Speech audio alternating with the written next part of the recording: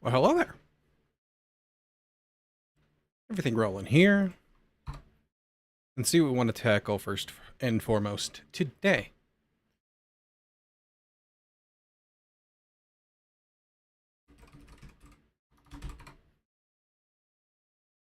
Okay, so got that.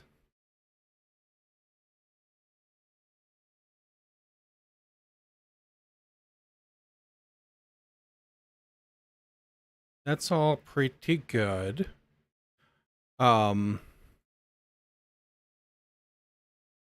we need to do a rollback. We need to make this square to match everything else, and we need to do a rollback button, which should just update the widget. I think we can get away with that.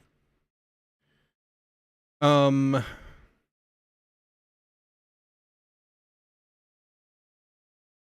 this will need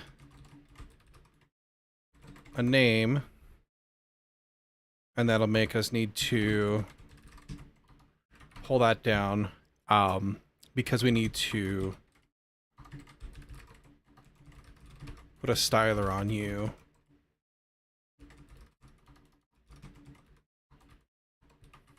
Like so. And we can 0 the border radius like so. Let's do this guy here.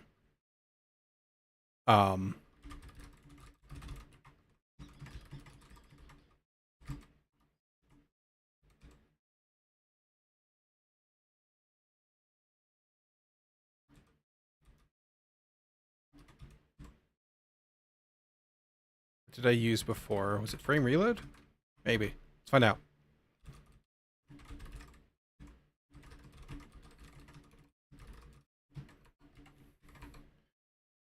This fella here.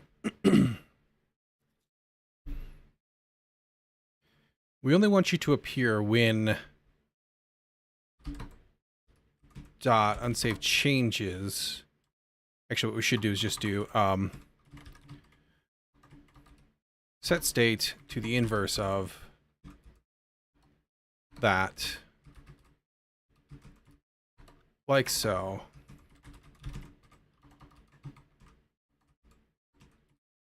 Like so. On the click.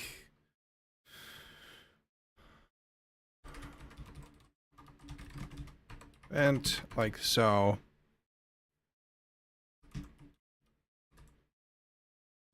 Updates. Set handle to don't bubble up. I think that'll work. Let's find out.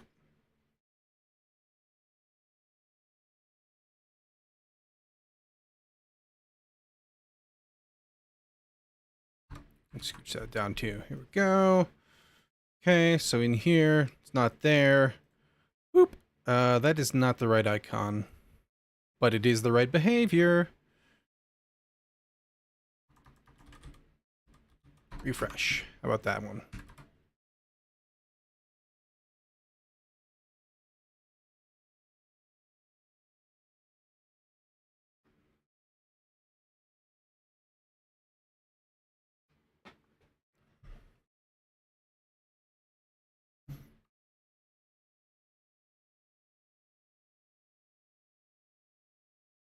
Perfect. It's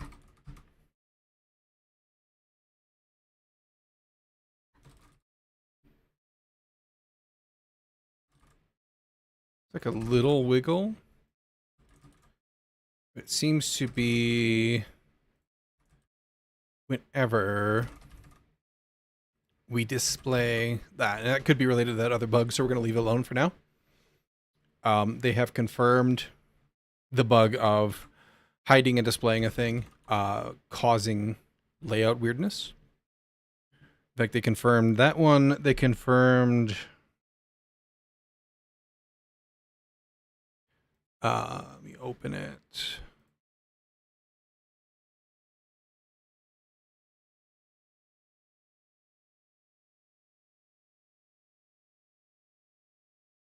issues.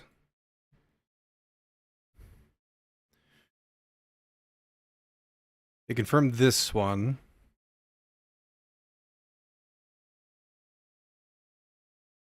For the growing, failing to grow when you define a max X. They confirmed scroll event modifiers getting stuck. Text widget visibility causes parent frame size change. This is the old one that they confirmed.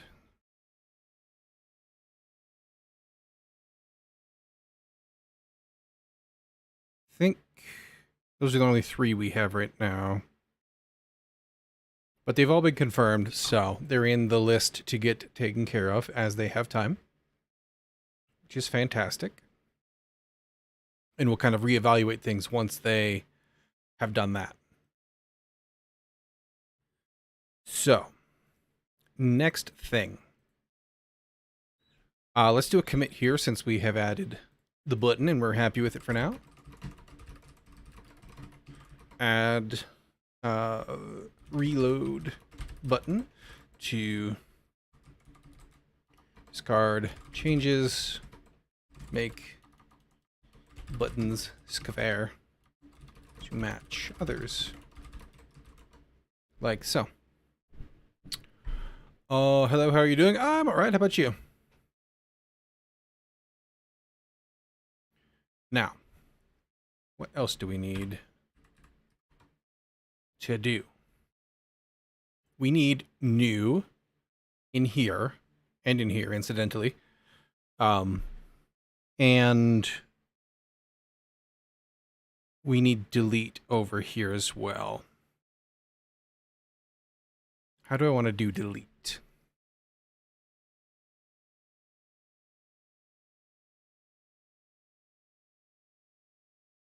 Also, I forgot, we need to, before we do that, we need to come down here. We'll have to wire these up to file saving, but we need to fix up skills and attributes. Get skills needs to behave in the same way this does. With regards, and I also need to make myself a note. Holy cow, I got so many things to do. Make myself a quick task here. For the editor, you like so.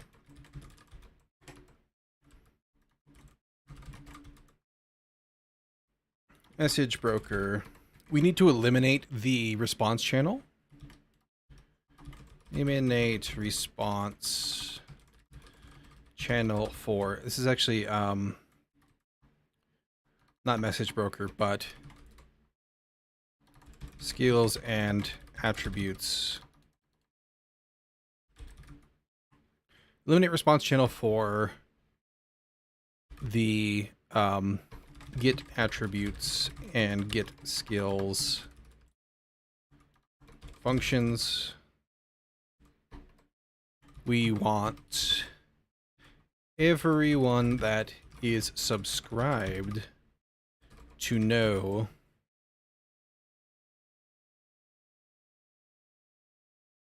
we're doing.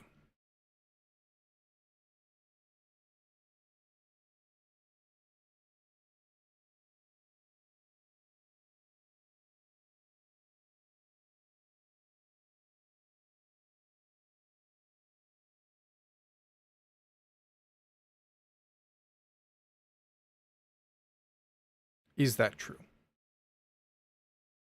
Maybe I don't want to. Let's think about that a little bit before I go create this. We would want them to possibly listen if they're subscribed to the channel for skills and event or attributes. We'd probably want them to listen if a change was made and this had rebroadcast its state, which we might want to make it do, right? And then we could cache that anywhere that cares to listen with like a timestamp. And then we can say, hey, if you, if it's been more than, we wouldn't even need that, I don't think. As long as it emits that signal anytime it changes anything, then everything should be able to get it. Then we could leave these as they are for like an initialization type thing.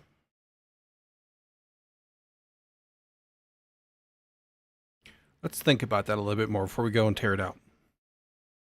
But for now, for sure, we need to refactor this to be the same sort of behavior. This is correct. It's all of this, essentially, that we need to replace.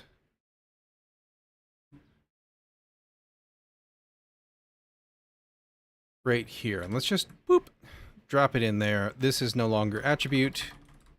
This is skill. They look very similar. That's fine. Still a list item, but here, skill. Like so. Again, here we'll create and return an empty if we have ended up here. And then we don't return asserted anymore. Return results. I think we need these,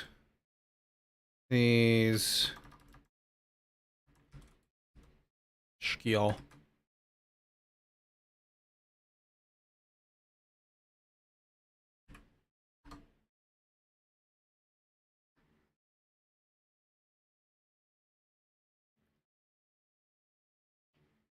Run that. We need to temporarily swap this though, because we're looking to make sure that the map editor still functions when we've done this. Specifically in the connections. Open our test map here, here, here, and we have our skills in here still. So everything appears to be pretty a-okay. So close that. We'll swap this back so that we can still work on this. Let's do a quick commit. Let's also make sure take out the to done.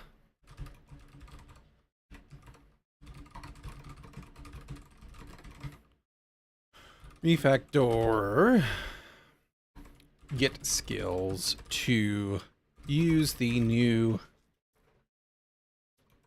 interface based manager.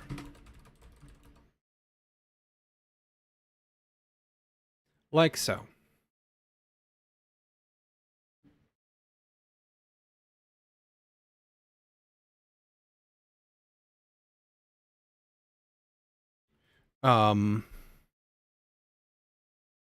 This stream is still going. I mean, I have slept.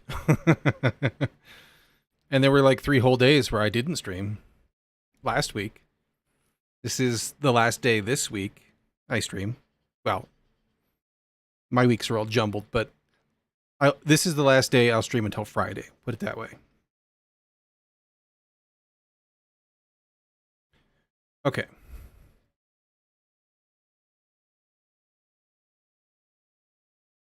So.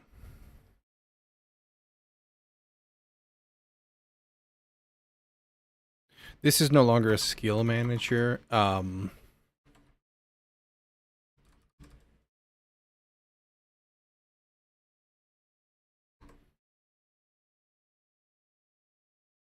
we can do. Did we put stringers on these? We didn't.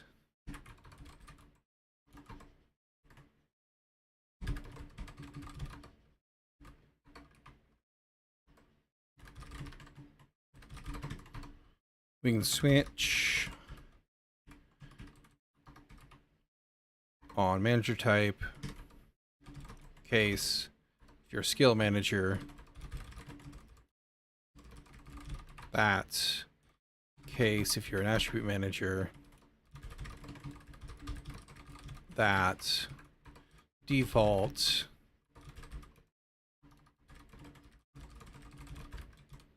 that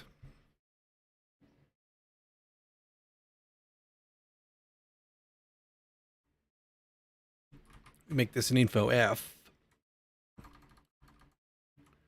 then we can that and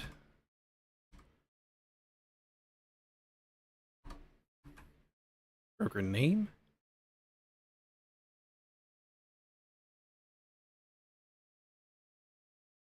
Oh, we don't store the type in you.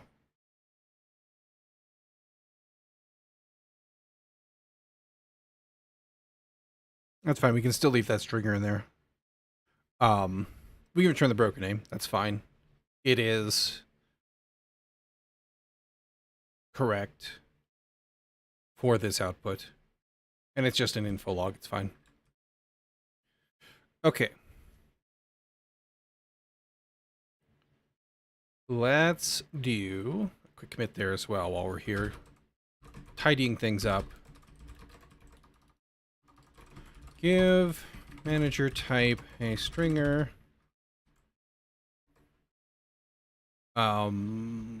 Info log the correct type of, or rather, the manager broker name.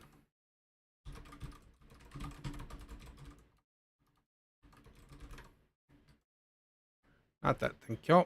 Now, new button.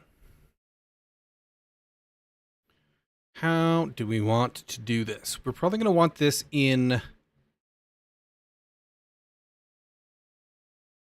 probably at the bottom, like we've done before, in the widget. Specifically in the list over here. Ba-ba-ba.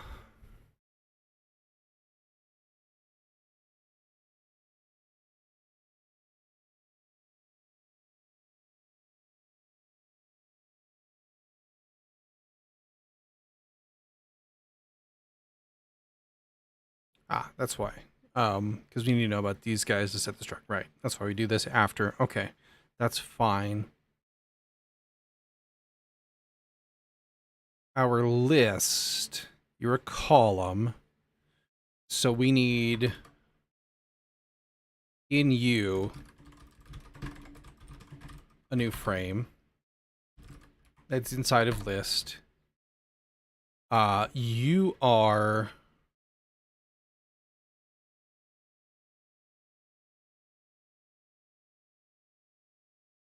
style.column.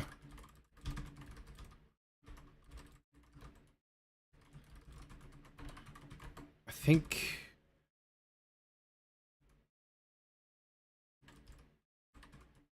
self.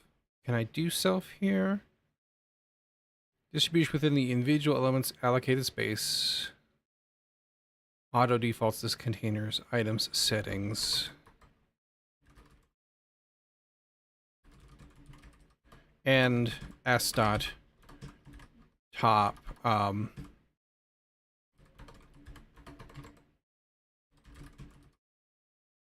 I do? Yes, I can. We'll make you more bigger. And inside of you, we need a button.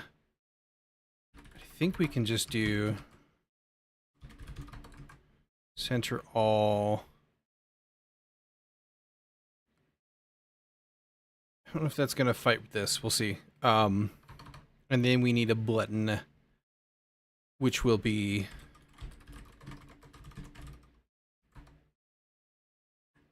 new item button. You're in the footer. Set text.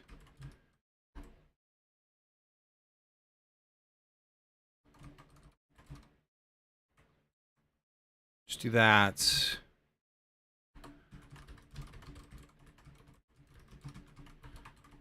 this, we will do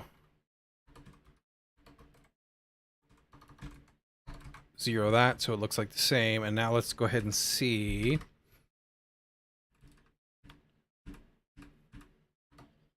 if I'm correct and things are working.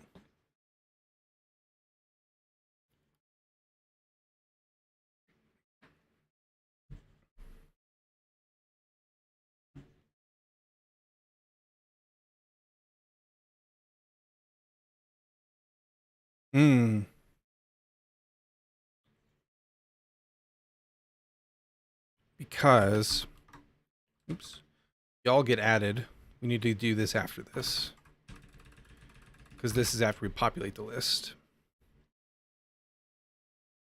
And then let's do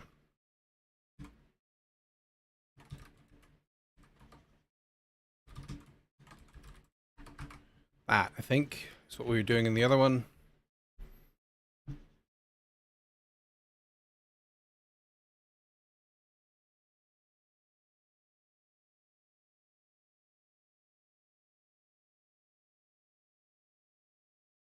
So, it's not quite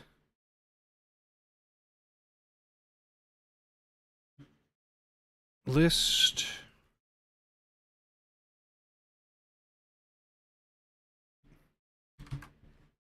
Let's see if this is just the conflict before we get too crazy. We also need to tell you to grow, which is the thing, but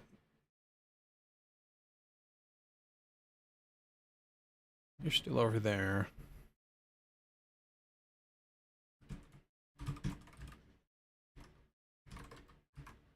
That.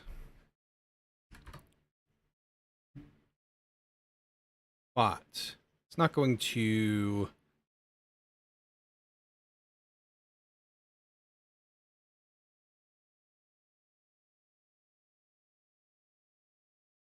fix the fact that it's not aligned. Let's inspect this really quick.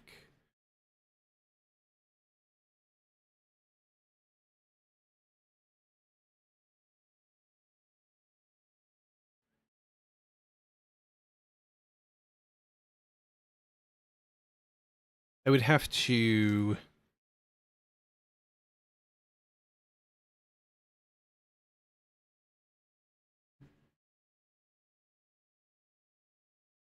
you're set to grow on both. You would need to be set to grow.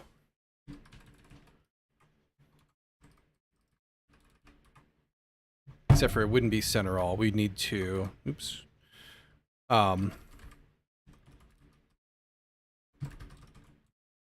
We'd need to do that, and then, no.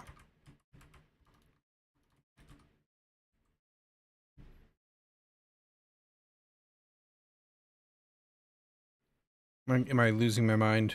I am losing my mind.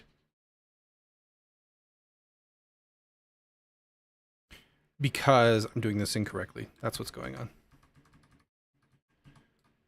I'm getting myself confused. You can still center all. You can still grow both ways.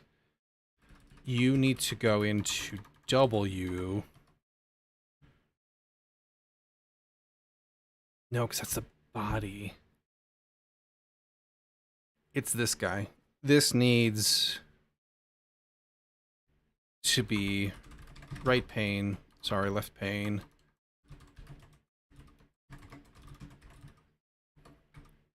There.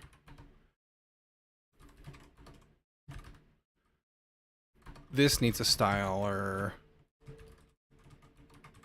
Like so. This needs to grow. And it needs to be a column. Then this needs to go into left pane. This needs to go into left pane. And we can actually put you back up here now after we add the list itself. Because this guy doesn't want to scroll either. And then s.max.y.ph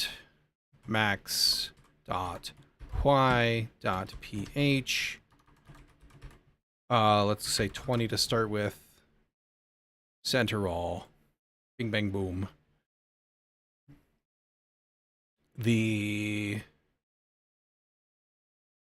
This needs to go up here now because this is the container for both of them.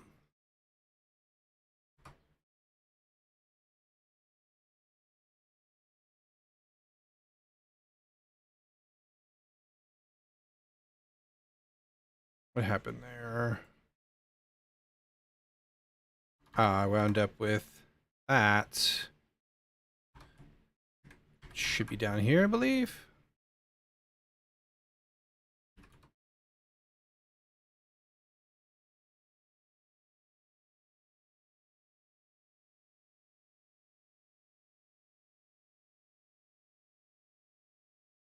Okay, closer to what I want. This needs to be smaller, which is fine. Let's go like 10.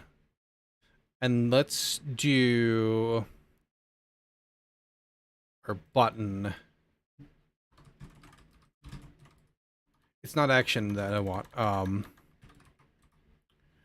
look at my docs. For which type of button I want. Button. Outlined. Action is that one. I probably want outlined.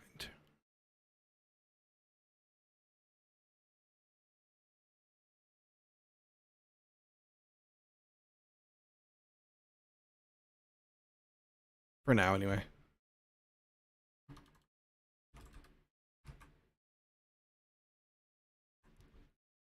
Give that a go.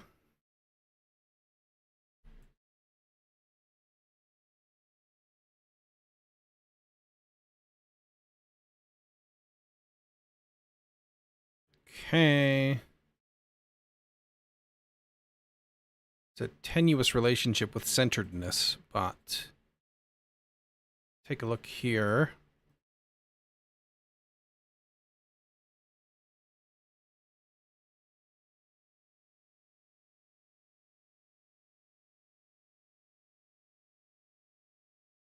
Ah. Forgot to align this guy to the end. It's a decent height. It's just not.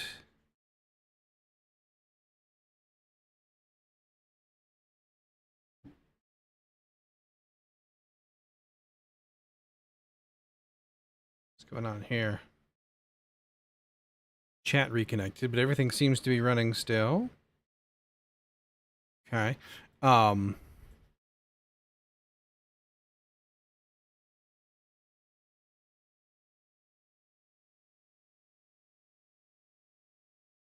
If we also want to conditionally make that visible based on the whole thing, based on whether or not it's active, but we'll do that in a minute here. List footer.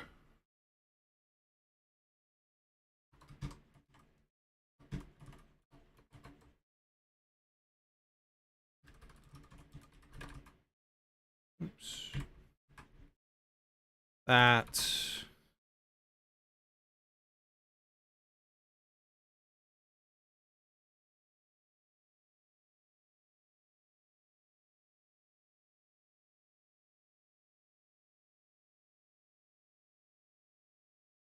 Why don't you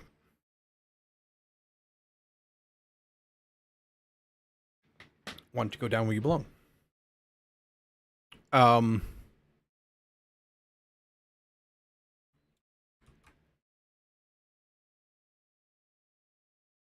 other thing we can do is, well, you're set to grow.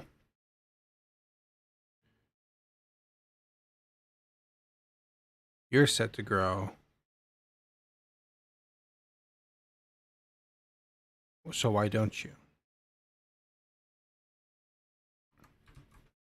I think this is probably that same bug.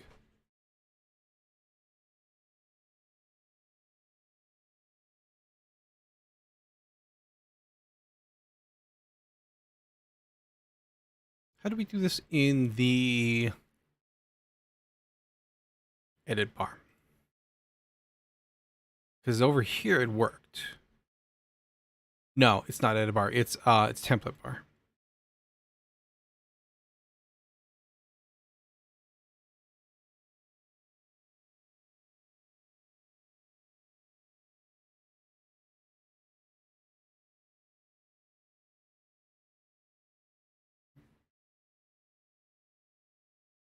We aligned you to end.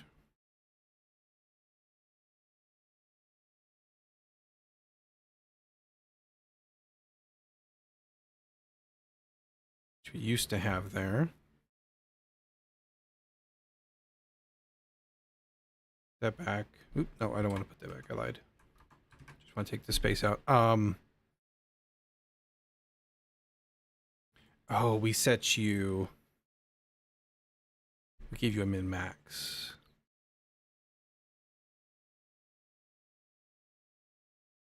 Instead of just letting you grow.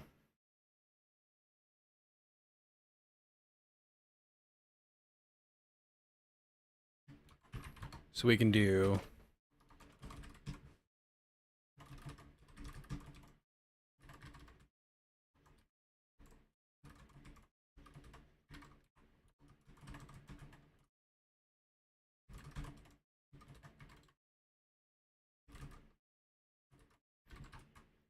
like that.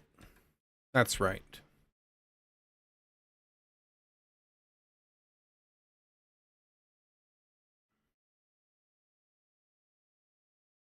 I did the wrong one though. Silly me.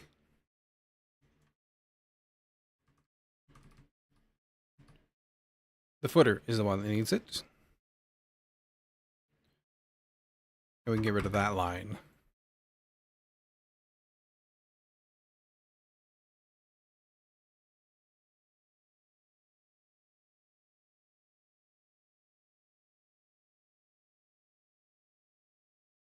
It's better. Now,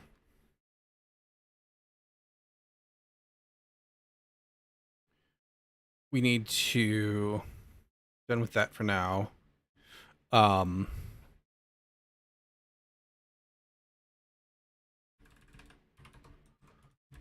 Set state to the inverse of sw.active.invisible. So if it is active, then invisible is false. And vice versa.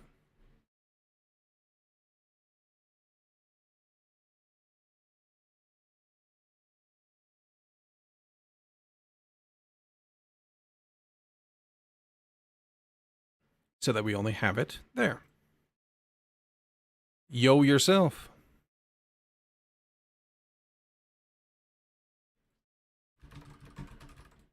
Do commit.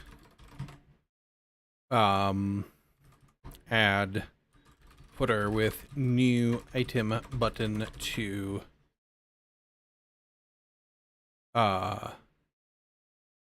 list. Just call it that. It'd be fine.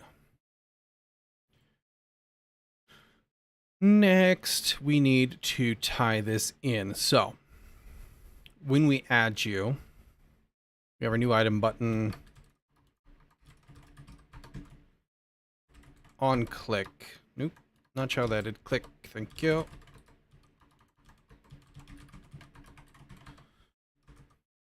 We'll set handled here, and then what we'll do is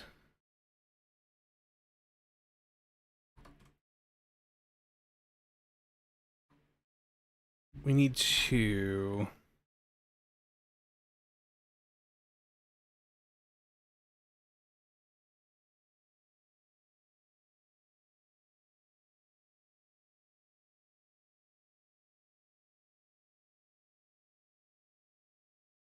so if we just add an empty one,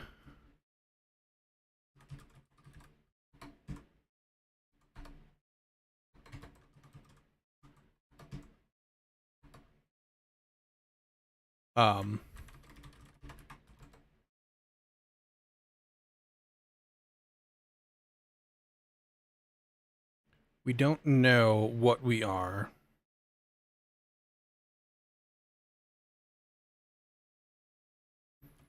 So what I actually need to do is to give this the manager, because the manager knows what it is.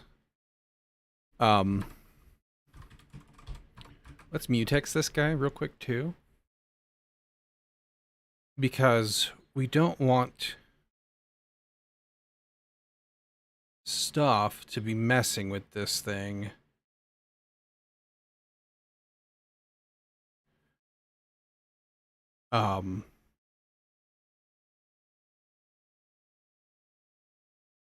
Case nil.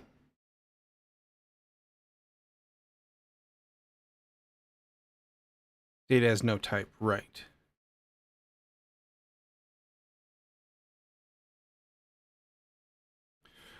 New here, what's a mud game engine? What are you building? Looks interesting. A mud game engine is a game engine that runs a mud, and I'm building a mud game engine. MUD stands for multi-user dungeon.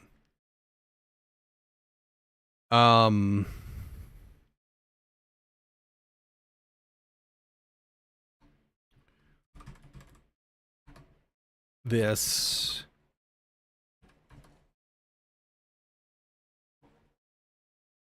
and then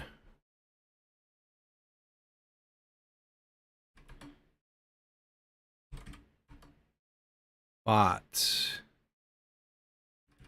this should also be inside of this check. We only do this if it's a valid thing. And what we probably want to do is actually put this into a function, since we're using it multiple times / places.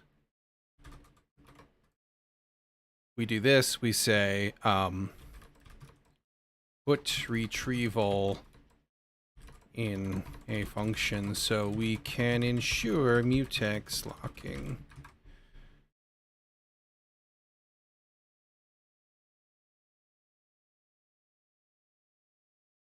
Well, no, actually, because we don't actually support any other. We do it directly in the widget. So yeah, when using both this way and directly, i.e. in the UI widget.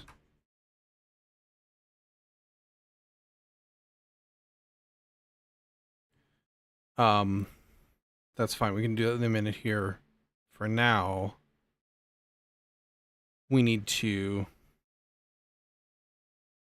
Hello yourself there, Misha. How's it going?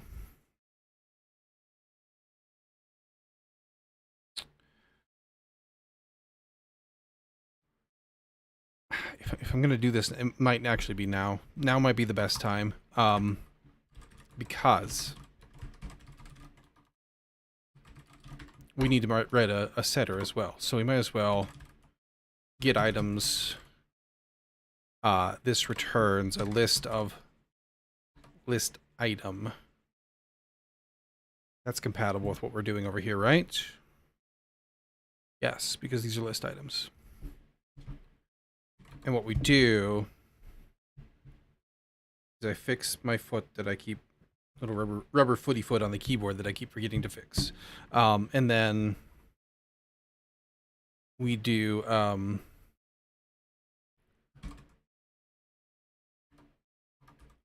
lock, defer the unlock, turn that. Then we don't need to do this or this. This is get items. This add item.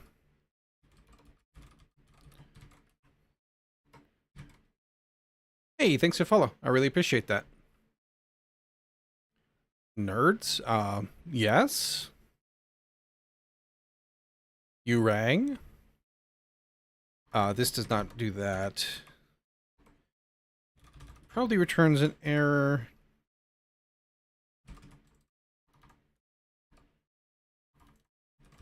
We lock it. Unlock the on the defer.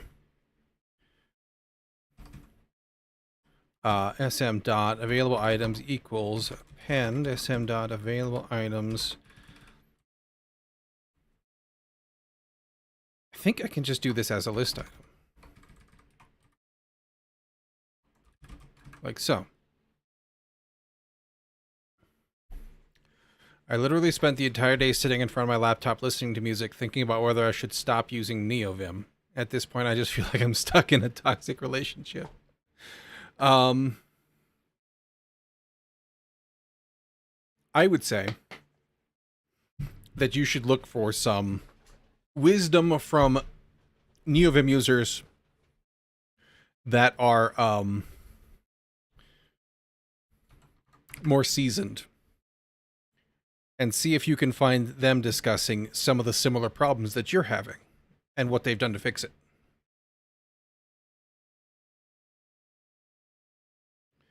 And then we'll just delete this because we've already done it. And this doesn't need to return an error because if we just take a list item, then it's fine. We should be able to figure out what we're doing. This becomes... Oops. Ooh, this isn't good, though. I need to roll this back real quick.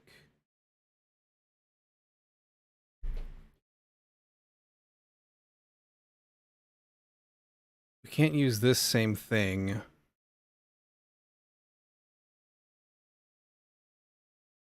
Because we get a pointer. We can still use this for this. That's fine. But this is a pointer to the actual thing. But that should still be fine.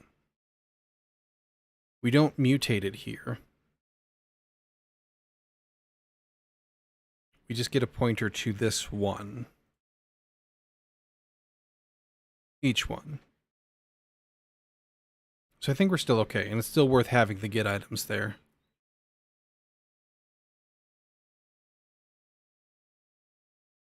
I'm pretty sure.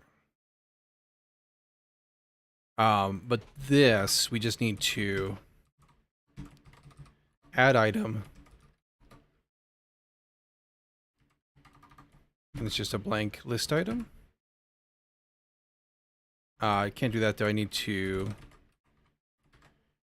new list item? No, because that's a pointer.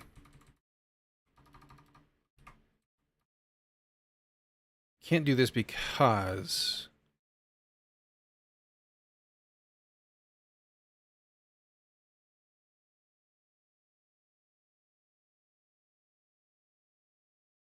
you're an interface. I bet I would need to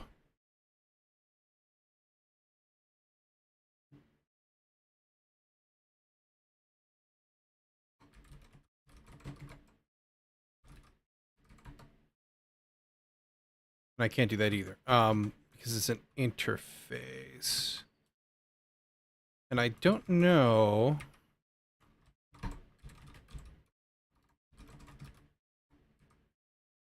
if I can get away with this. But I think I can.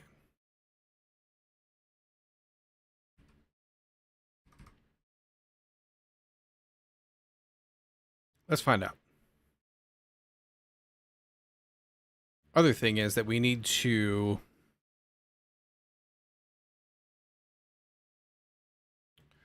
we also need to update when we call that.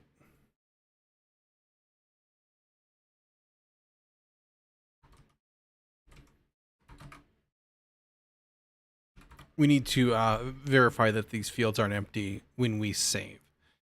And if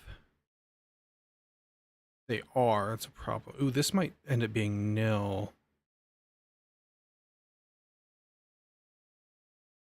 I bet you it is. Crap. Okay. Problem is that NeoVim is really good for like 85% of all languages. The two are really big exceptions, Java and C Sharp. The problem, if I look through all job offers in my area, I literally can't find one offer that's not Java or C Sharp or web dev. I hate web dev, so that's not happening. So I basically have to go with these two, and they are awful in NeoVim. Have you inquired of the NeoVim community what they do to make their experience less awful for Java and C Sharp? I suspect C Sharp will be a little harder because it's been Windows only for a long time, and I don't even know if you can NeoVim Windows.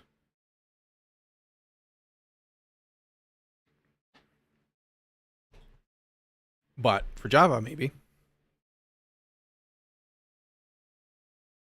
So we would need to do is instead of having an add item,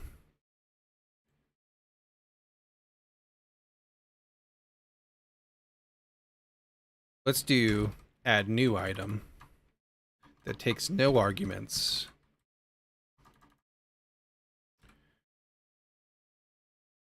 And then we would need to figure out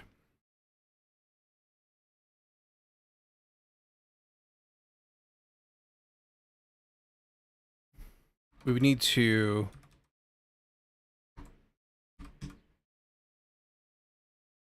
or can I do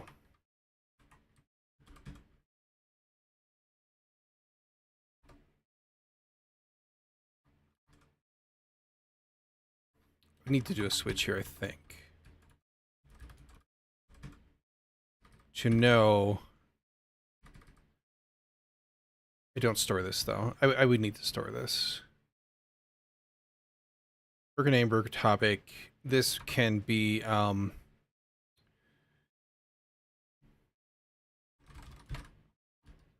which is a manager type.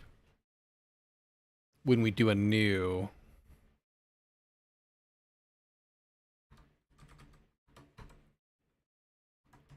we save that in you. We might as well do manager type here if we're going to do that.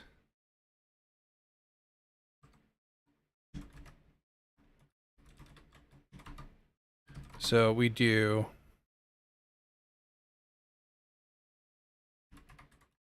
not type there.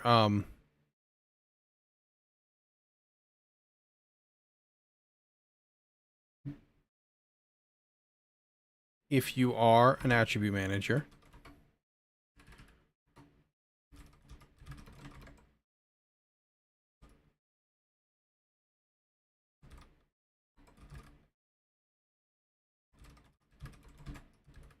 like so,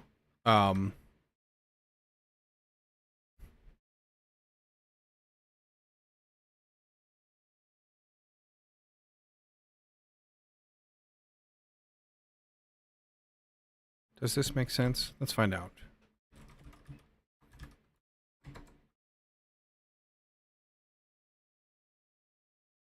We need to do a new attribute.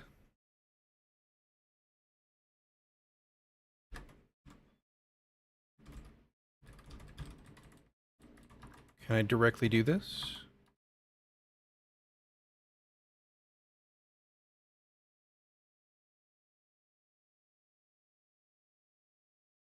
No.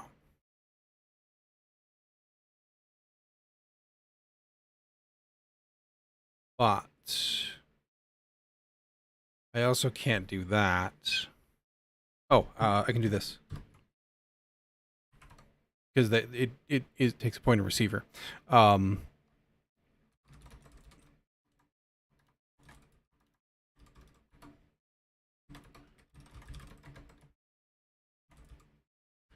That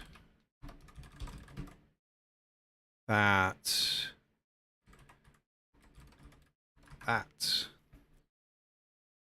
think.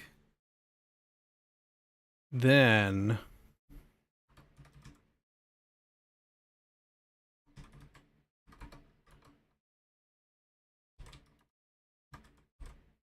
we would also want to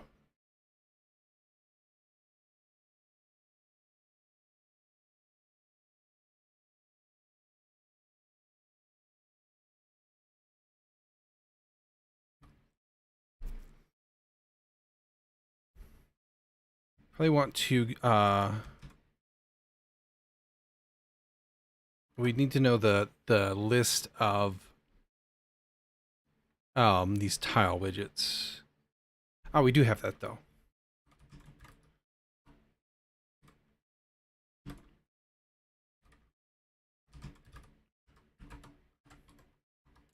So if we select the, oops, set selected, true, ooh, yes. I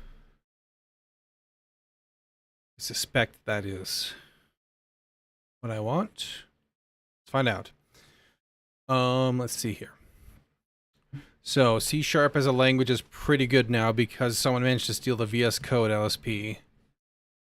However, support for the .NET framework like Razor pages are lacking. Java is actually not that horrible. It's just extremely hard to set up because Java sucks. Not an UVM issue. Also had issues because of the same reason with IntelliJ. It was just easier to fix. My Java LSP starts properly. It actually feels pretty good. Well, why isn't it starting properly? Why aren't you adding a new? That's unfortunate.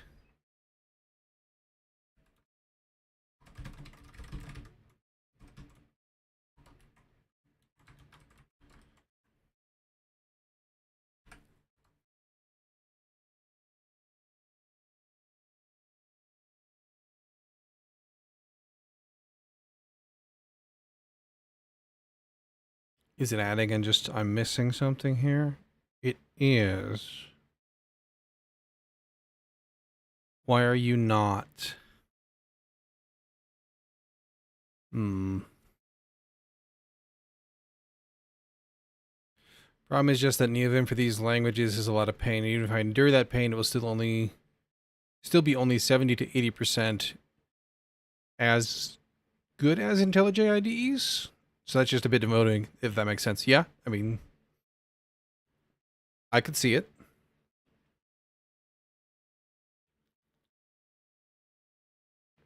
All of this that you're experiencing is why I don't use NeoVim. I don't want to invest the time to get set up in it, right?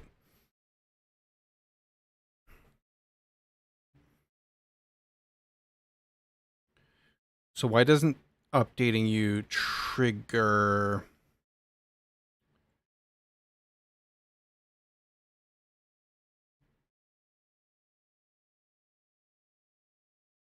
You get added correctly.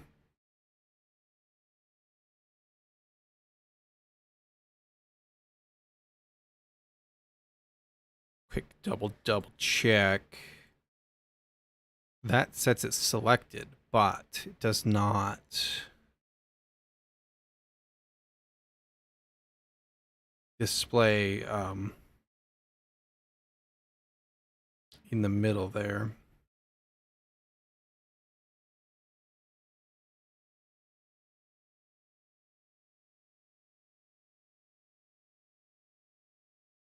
I wonder if I need to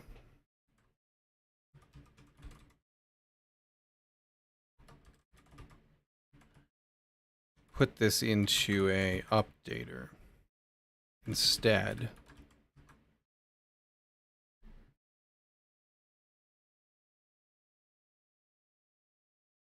And if I was going to do that,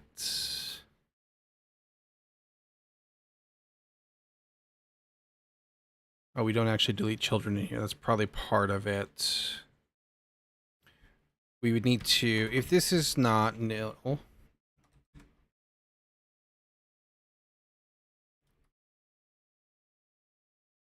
we would need our list container referenced.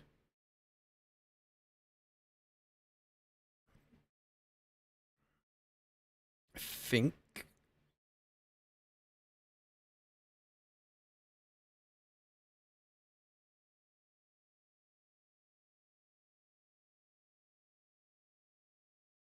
Or we could actually, we're still in scope.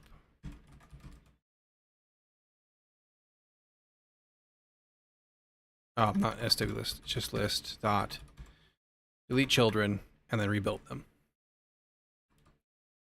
Will that explode because of frameworky things? You knew.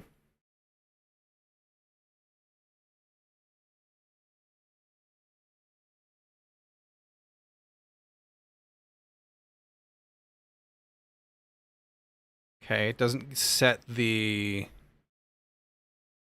things.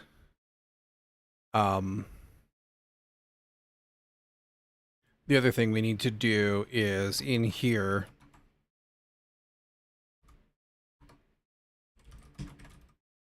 is make this a new UID.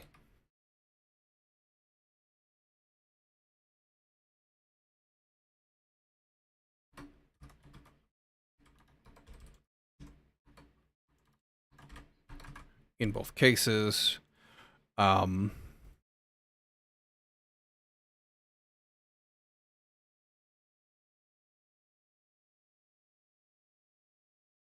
And we also need to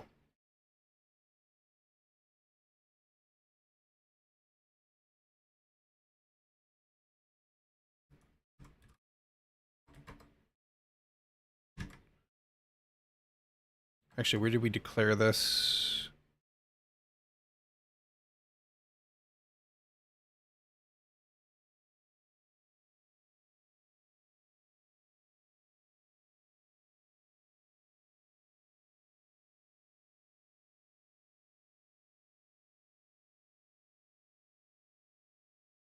You must just be empty.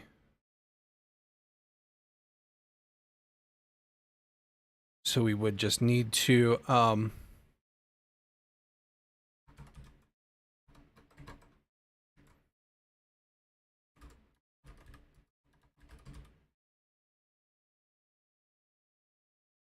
what is it that you take? Item tow. We'd have to do that maybe. To create a new one.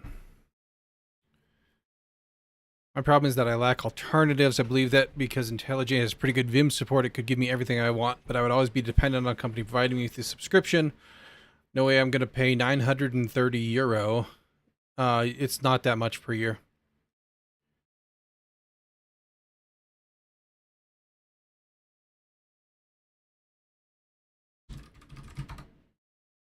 Well, it shouldn't be anyway. It's not 1,000 US, that's for sure. Let's see here. It's 289 US for everything for a year. And then it goes down the longer you keep your yearly deal. And if I'm not mistaken, when you if you stop paying for it, you still get to use the versions up until whenever you stopped. You just don't get updates anymore. Like, I don't love the subscription model myself, but it's the least awful of them, I think.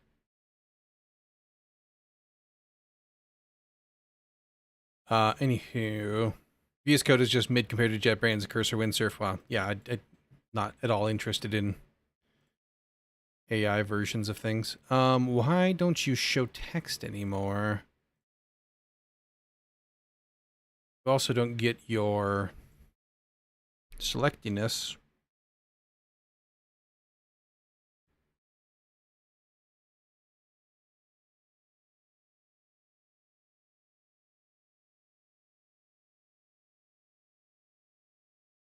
When you get rebuilt.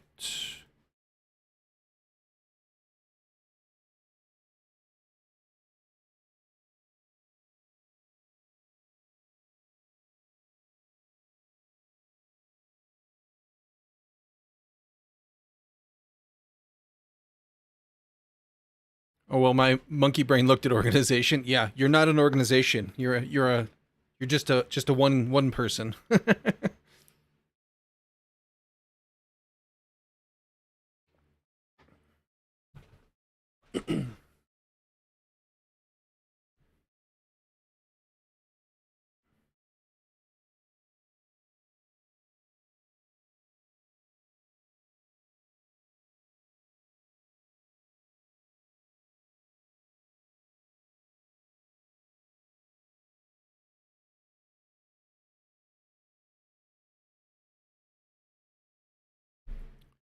Okay.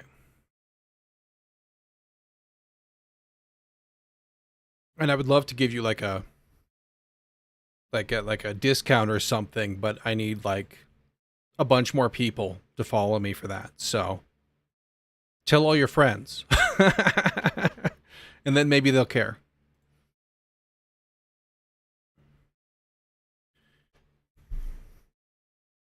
Um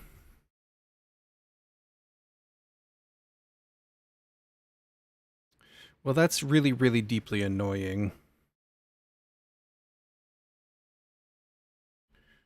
If I was to, let's roll this back. That would still be the case, but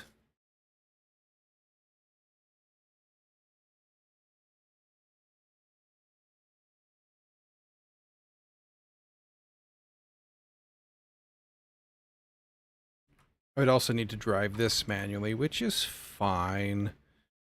I would have to put this after here, though. That's fine, too.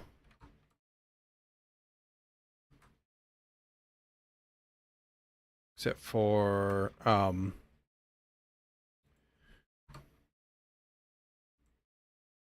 let's do this.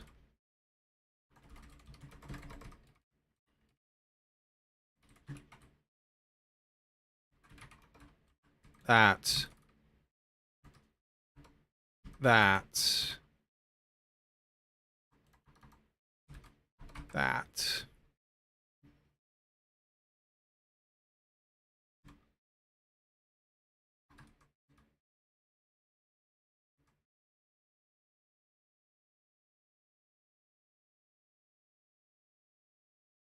Ah, because it's a pointer pointer. I would need this to be a pointer pointer instead. And then this gets messy and I don't particularly love it. Oh, because that's... What am I doing? Oh, I see. I see. Two lists, right. Because this one is for widgets. Silly me.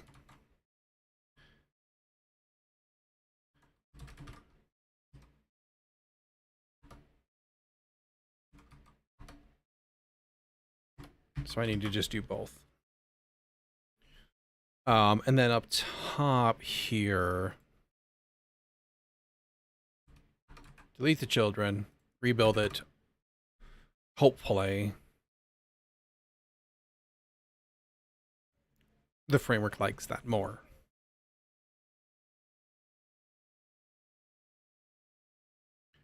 No, it does not.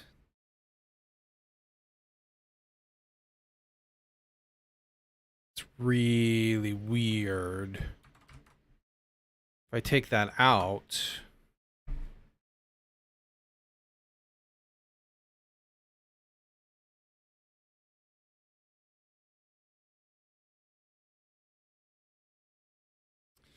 Plan is to get the stream big and then buy the organization version. Everybody who donates 10 subs gets it. That's a business idea right there. I don't know if that would work.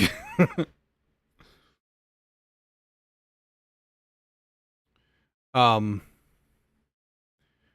did look at their page for affiliate stuff just out of sheer curiosity because they had one up and available. And they are interested in you if you have 2,000 followers and regularly produce content, then they will talk to you. And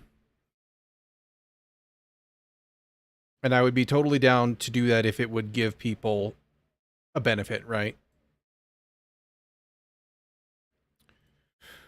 Finally, some smart and interesting content on YouTube.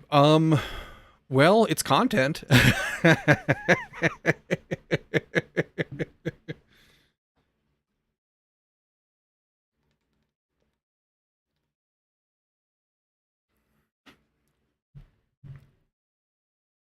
Wait, the organization edition is 1.1 thousand for every user. What's the math behind that? Not advantageous to me, that's for sure. I get 50% of a sub but I don't know if localized currency plays into that. I assume it would, right? Um, so if you subscribed at the top level, I don't even remember the pricing brackets now, but it would not come out to $1,000. That's for sure. Not even before the 50% split. And that split changes as you get more, you'll get a greater percentage. I think it tops out at 70-30 in my favor, but like it not a thing I have to worry about right now, right? Not really a thing to worry about in the future either. Like you can't really um change that so much, right? Like people are going to sub or they're not, and that's fine, and that should be their choice.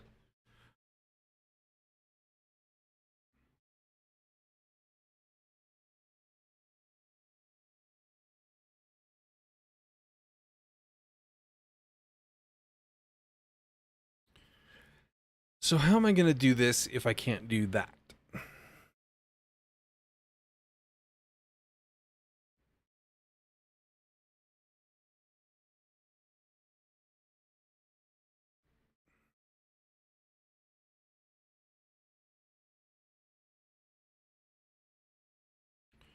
Without having the deletion,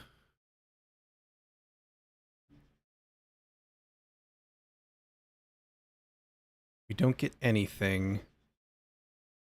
Oh, but we didn't, we would still need to update.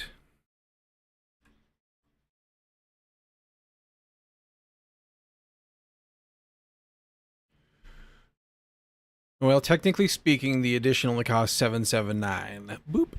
Full screen to me. 779 euro. However, in Germany, there's an 18% additional a word. Have fun pronouncing that. Mehrwertsteuer?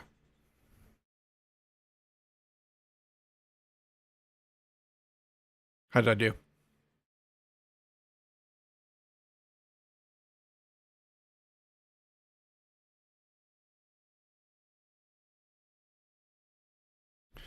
Um, okay, so it won't get added here because of reasons.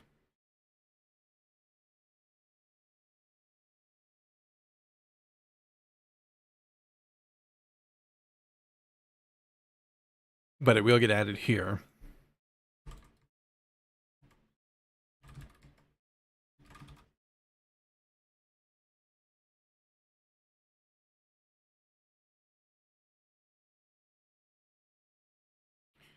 Um,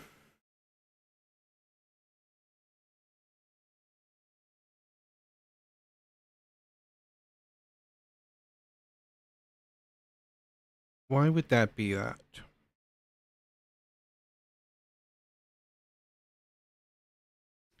That actually wasn't that bad, just more emphasis on the SS in the middle. Mehrwertsteuer?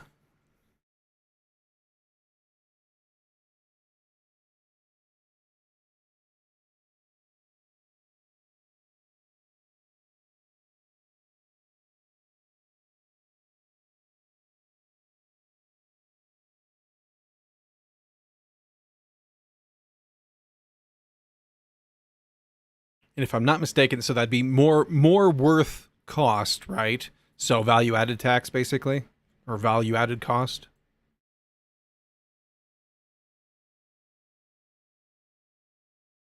Remembered me? Nope. But I'm bad at remembering names, so don't take it personal.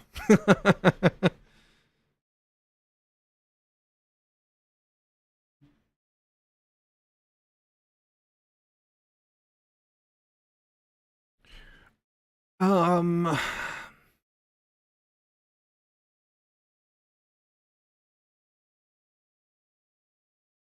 it's almost like this doesn't get.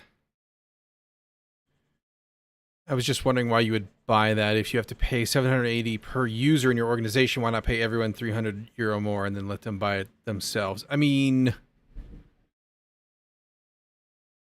Because I don't know, businessy reasons, I'm sure. I suspect that they can reuse the license as well. So like if you have normally if you have like a license that's sold by seats and you say, okay, we buy 10 seats every year, and you have, you know, 8 developers, and then you hire another, they get a seat, and then one quits, you still have 8 seats of your 10. I don't know if that's specifically the same way for JetBrains, but that's like a very standard sort of thing. If you translate it to 1-1, it's more value tax. Yeah.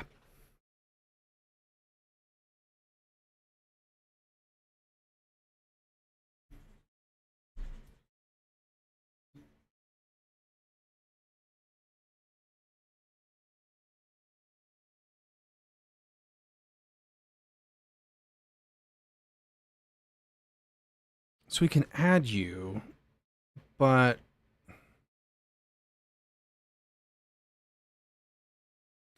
and this is a pointer. I guess we would have to available items.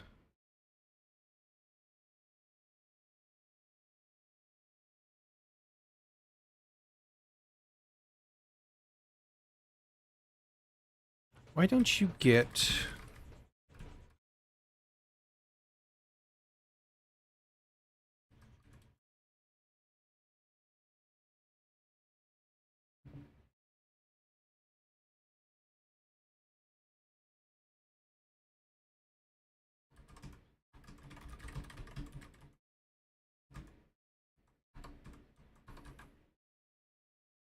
do that and then see if it fires more than once.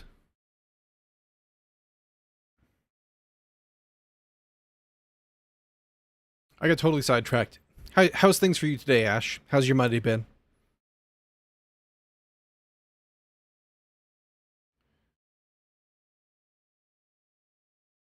Okay, it fired twice as it was building. Kind of weird. Not there. And not there. Ah, it fired twice because there's 2. Duh. Derp.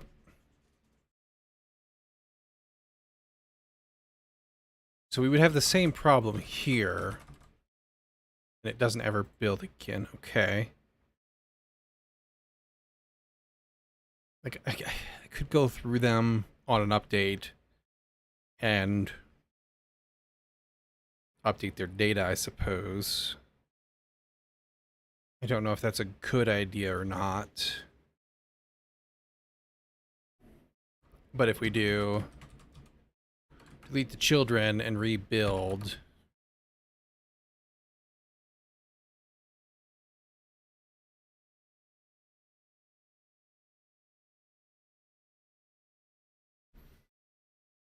then it runs a bunch more times, but we don't get these.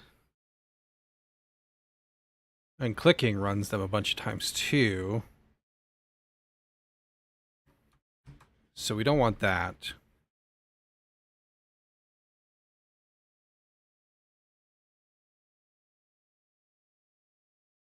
And if we put you in here...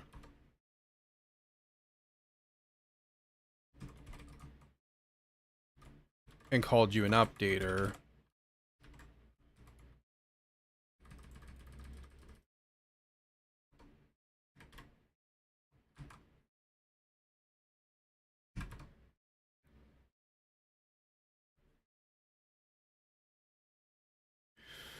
right now I actually have full JetBrains access for free because it's free for students. Yeah, it's also free for non-commercial in a lot of cases.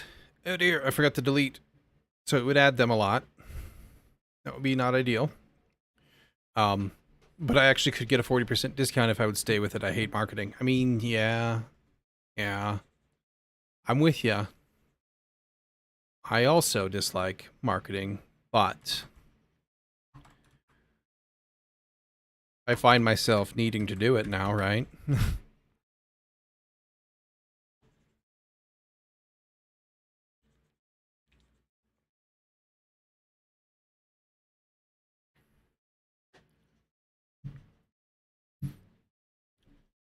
Programming is great because sentences like I could just, or I could delete, remove, kill the children are just totally normal, right?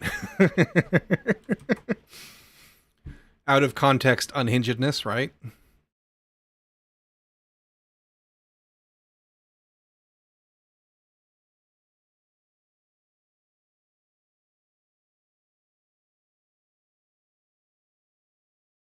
It's almost like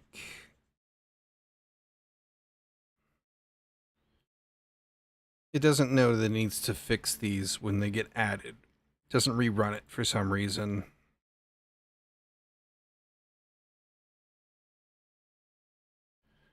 But I could... Whoops. I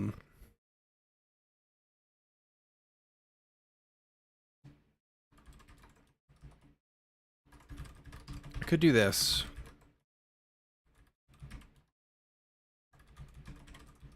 You're an interface, you're not pointer.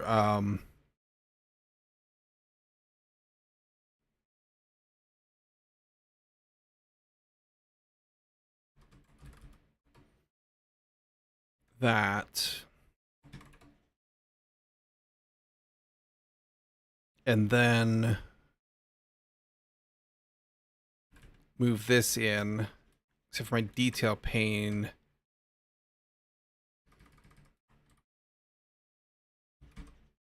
Return that, I guess. I don't really want to, though.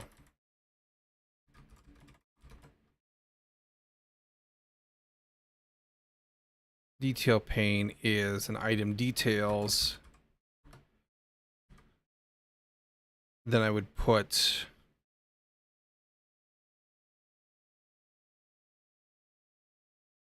Yeah, I need to check this too. So this would have to be a method. Which... is probably okay.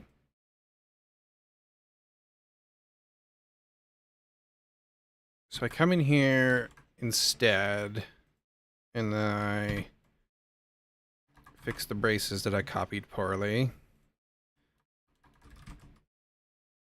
Sorry, this is parent, not list now, and then this is...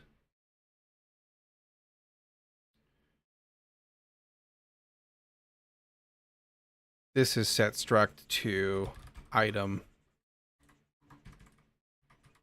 And this is set struct to item.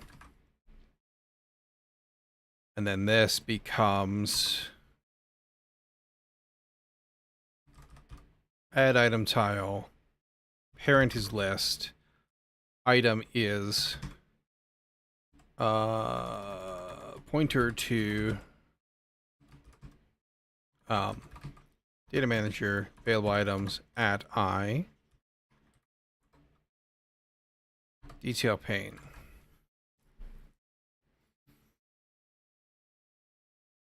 And then up here,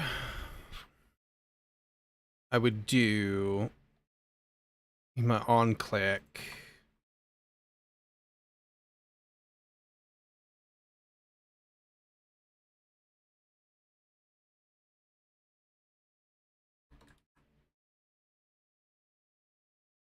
I would need to do this before.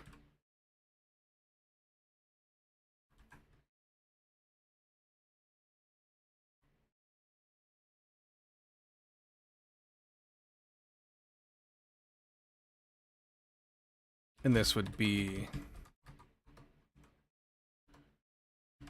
the same there. It's kind of messy and I don't really like it, but we're kind of exploring here as to how we want to do this.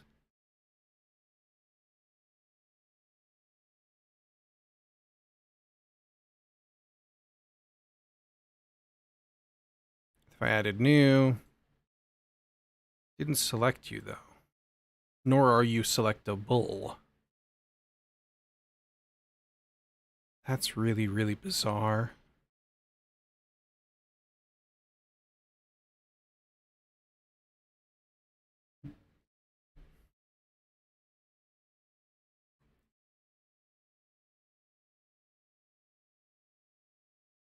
It's because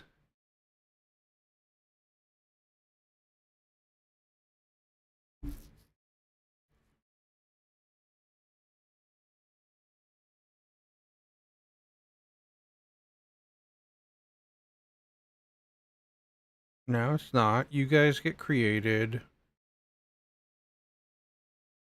Sat.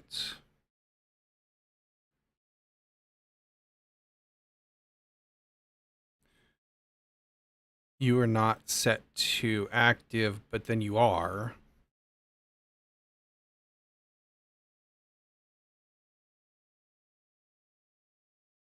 Ooh. Item tile.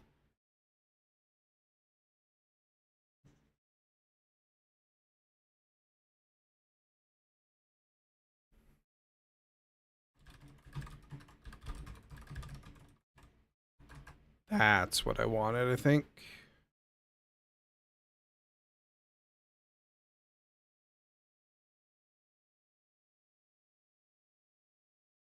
Might be part of it.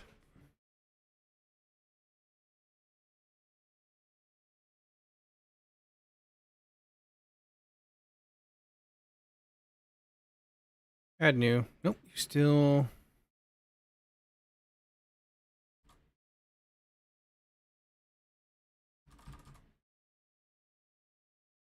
Name doesn't get set.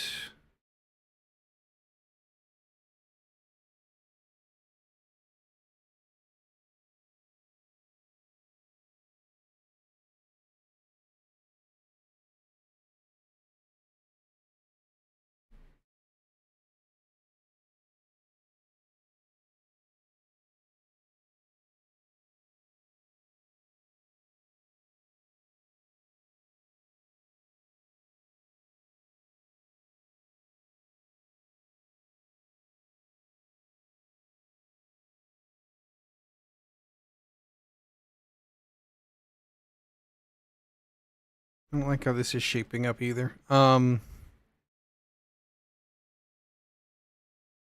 But I also feel like I must be forgetting something. Something that I did about this. There you are. Move you over there.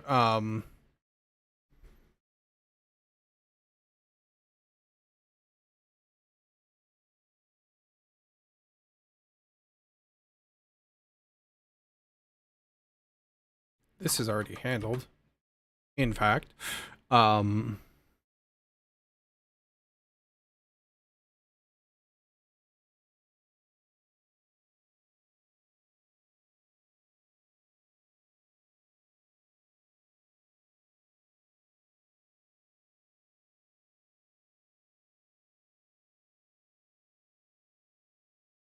if you're not active, because when we toggle, we set active. That's what I forgot. Yes, I remember that now.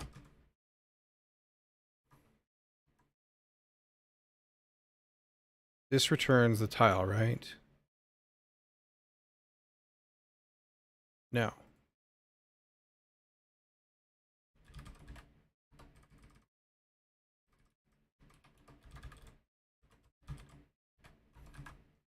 Now it does.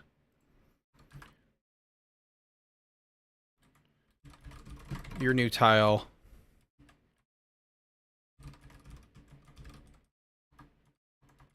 Set active true.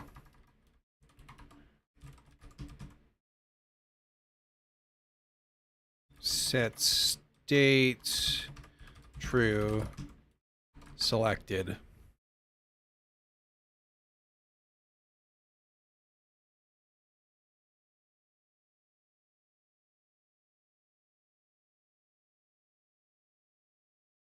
That's why it... That's why I displayed them as unchanged. Or as flat, unclickable things. That's better. Okay. Still a little uncertain about this being the correct answer, but it is a little closer to the correct answer at least. Now,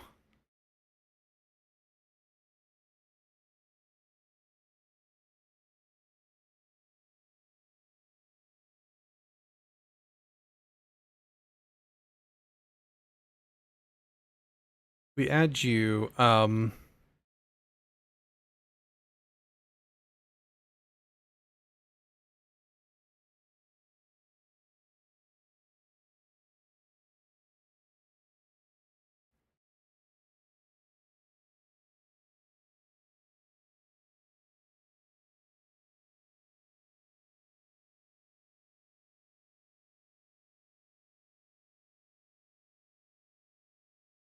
the other thing.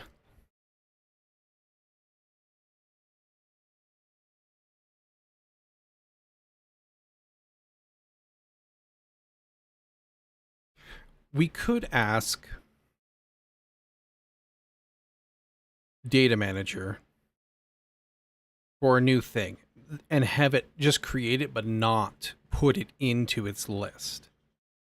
It would return the correct thing. We would handle it as a list item, the interface. And then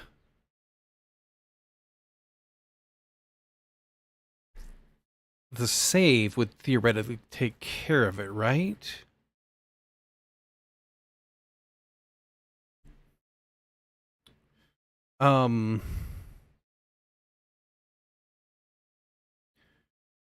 Let's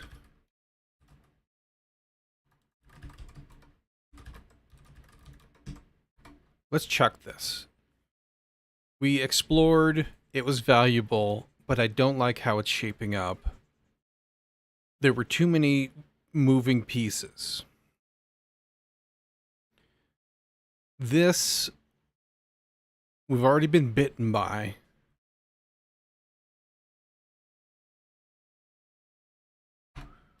We're going to get rid of that for a second here. When we create the tile, if this is the active widget, then we do a set active here.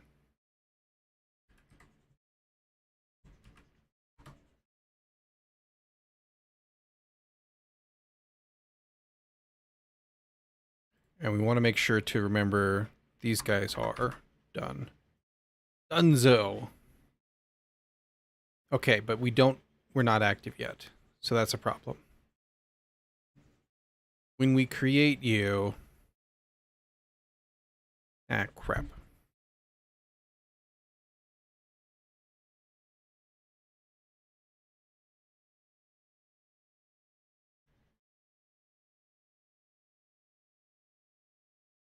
That's why we did that. Okay. I see. This is still fine, though.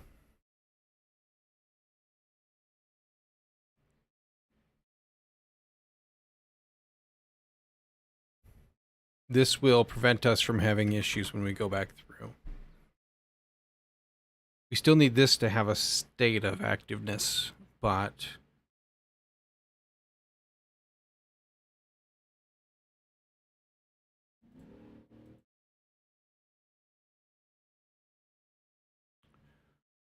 But if we do that,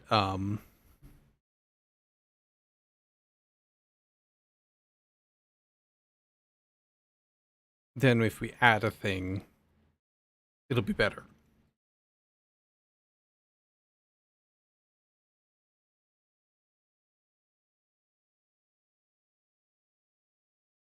We still need to handle adding it, though, correctly without as much of a mess.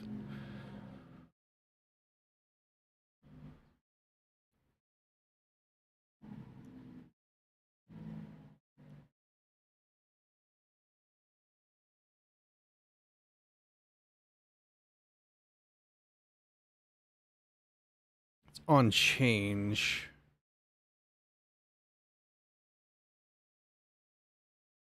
We also need to double check our save behavior real quick here.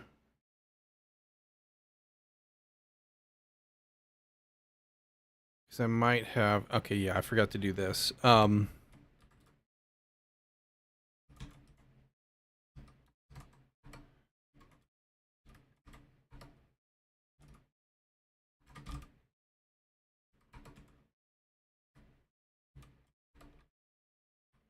We have name, description.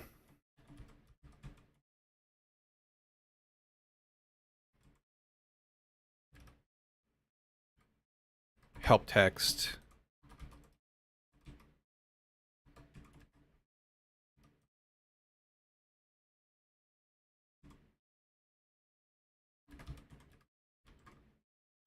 Because you are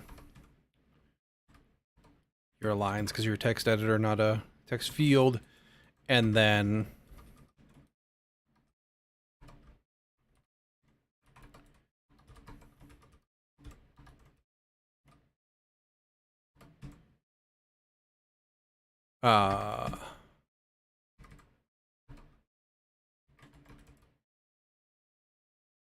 this is not nil.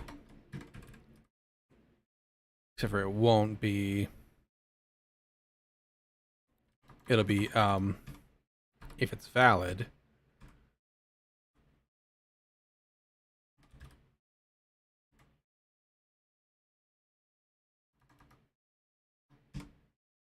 Base attribute dot it's not that, it's set base attribute to the, what did we call you? Hey Yudo, it's going all right. How about you?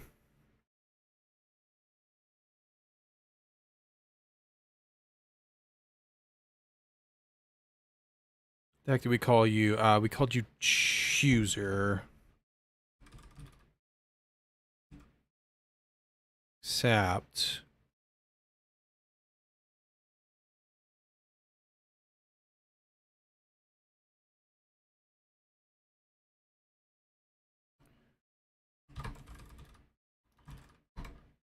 We need this to be that, and we need to check here.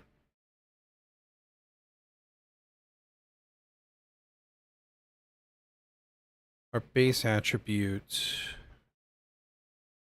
Yeah, we'll still check that, but we'll also do if chooser isn't nil first.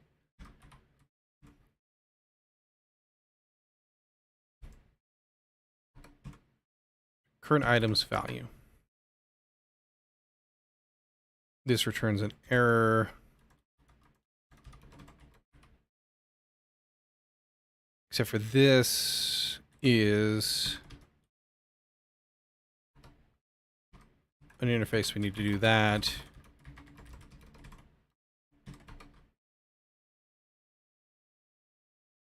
And we have no log here, nor should we, really.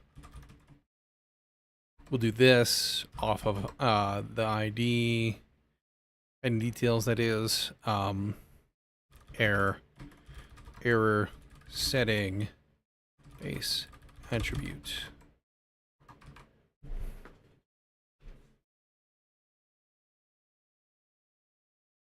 Like so. And name, description, help text base attribute. Okay. So now we should be able to test name and help text. Because apparently I forgot to do that.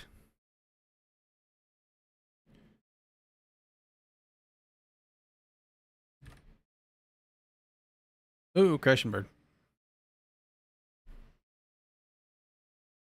Interface is string, not okay.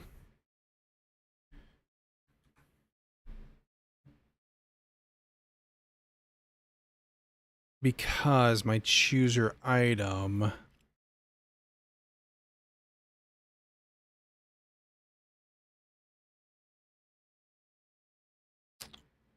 Attribute ID.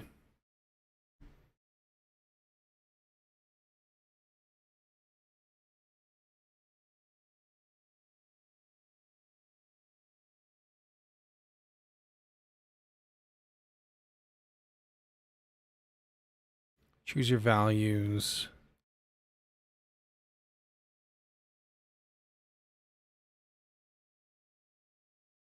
Value is ID, which does return a string. Okay, crap.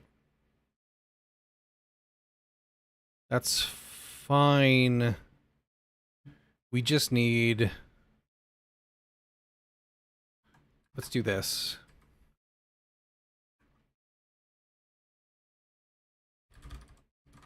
This already returns an error. So we'll say that you take an interface, aka any, and then here in skills,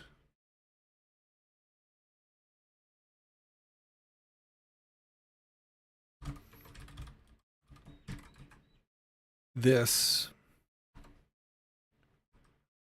and then we'll do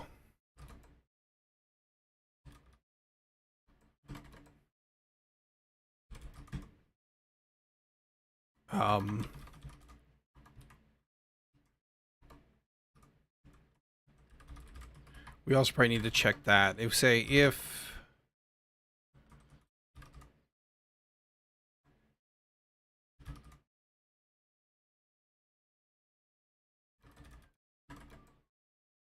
this is actually just okay, I think. Do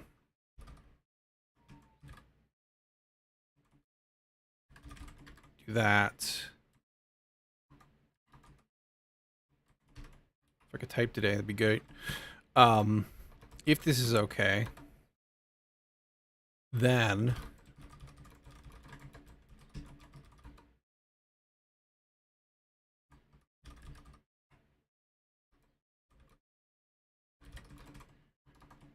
if error is nil, otherwise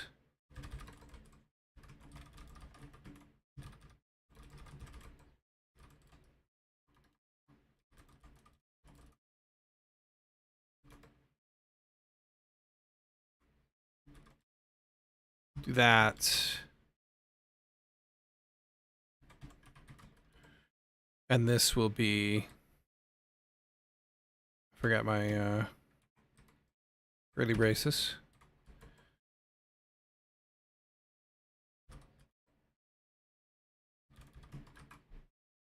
Like so. If it is good, then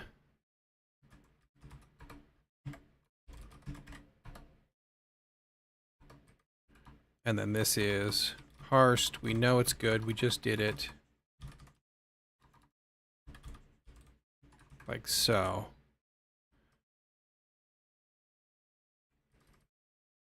And then here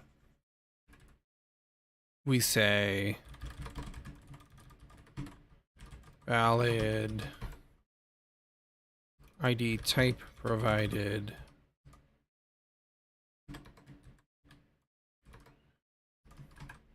that.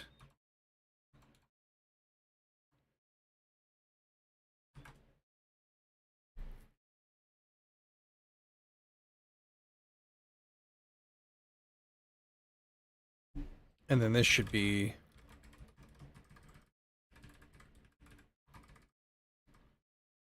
up there. And then we need to do the same thing for skills. No, we don't. For attributes, that is. This just needs to take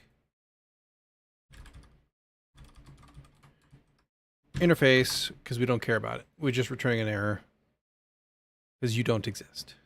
So that'll make that easier to consume from here when we're dealing with chooser stuff. Just shoot at the interface. Fine and dandy.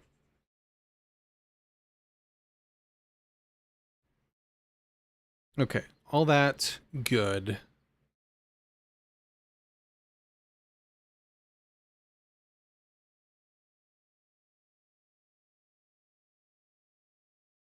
let's make sure things are happy.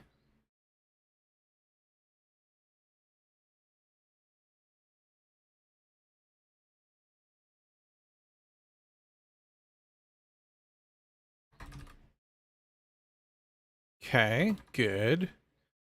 Ooh, invalid ID type provided. I spelled that wrong. It's embarrassing.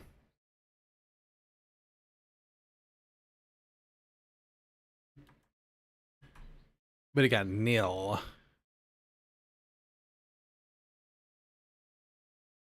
Current item value.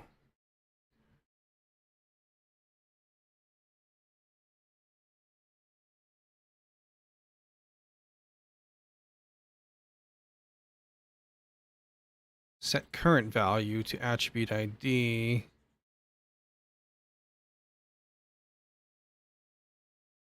Am I using the incorrect?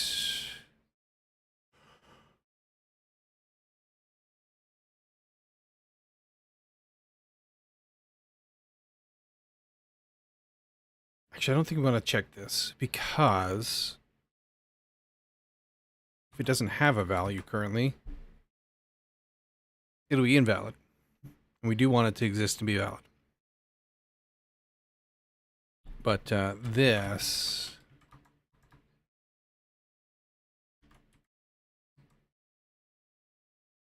set current value.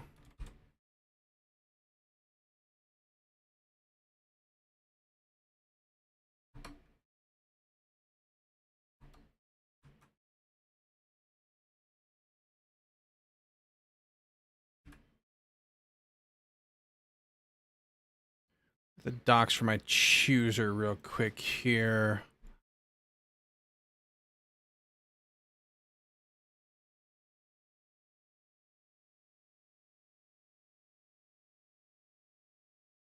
Current item dot value.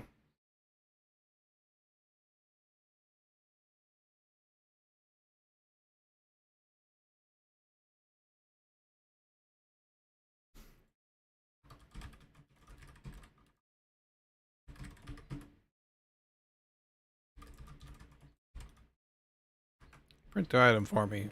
See what's up with that.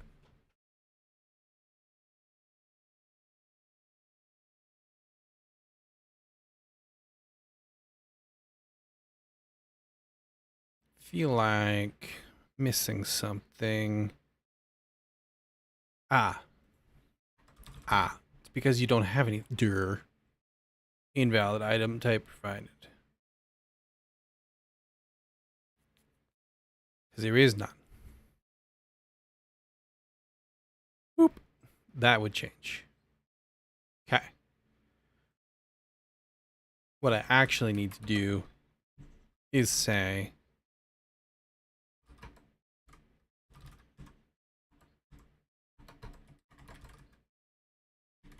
this. I think.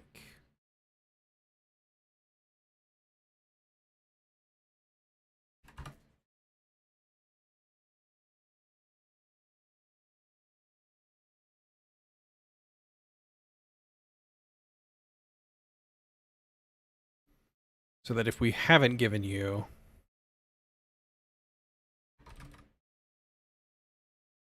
an attribute, you still save without an error, and then we can still give you one later. Okay, perfect.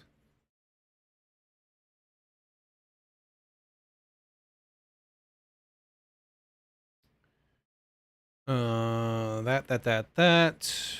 Let's do a quick commit for this because we've fixed up a bunch of stuff we forgot.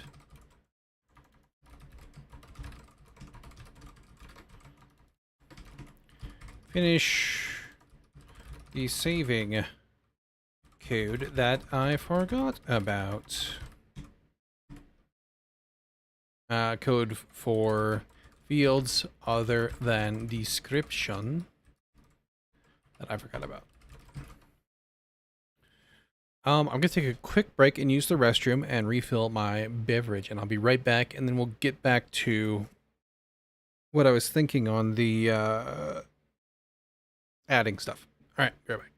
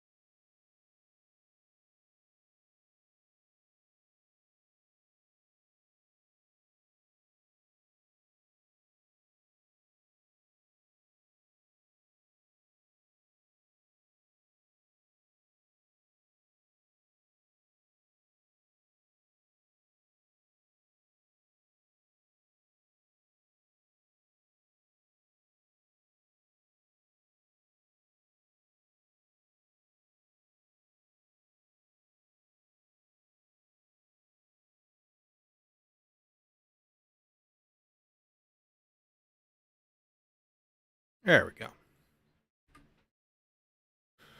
So now we have that part fixed. Let's go back to this little fella here. Now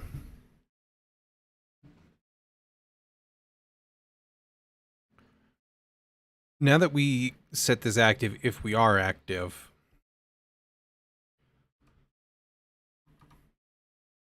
we might be able to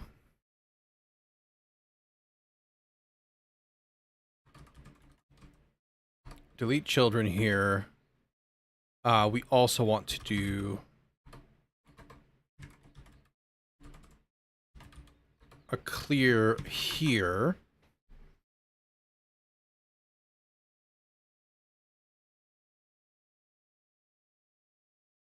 So we don't have those piling up.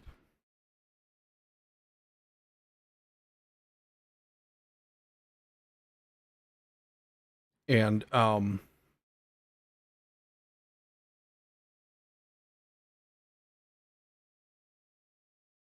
in the skills and attributes over here, we still want our mutex, I think, on the manager.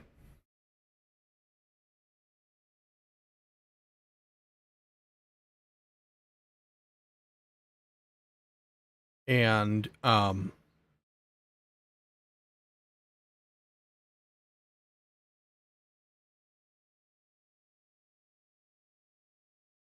think here, yeah, I still want,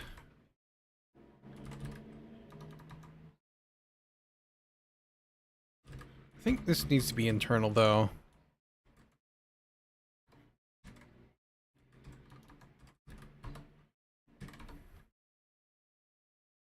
This needs to be a method though.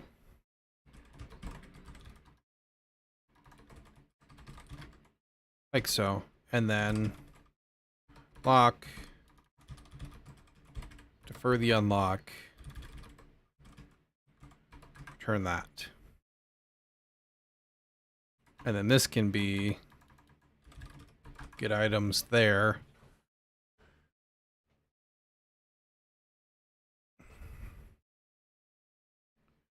The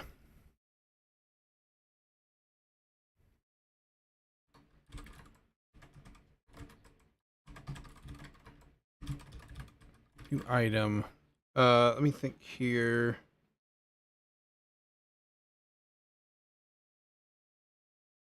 If we just have you create a new thing.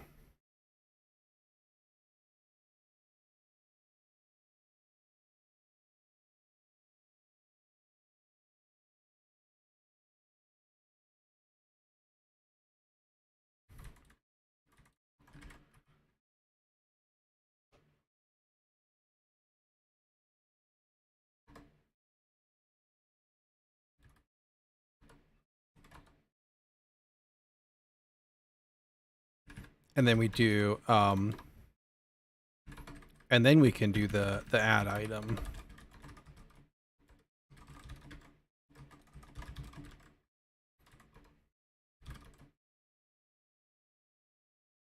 Which is a list item. Probably returns an error. Or doesn't, because it is a list item. So we could, instead of that, just do it directly. It's probably fine. We lock you.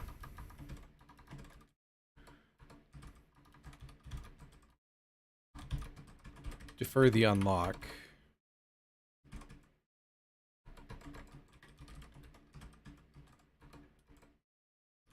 Like so.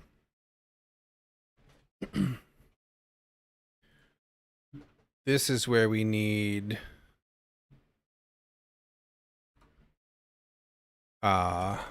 manager type is a manager type.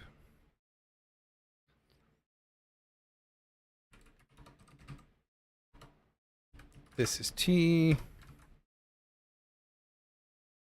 This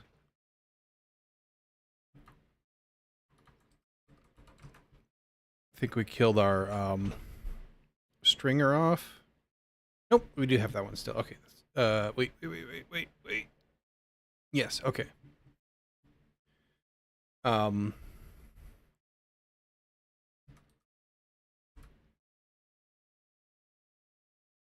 This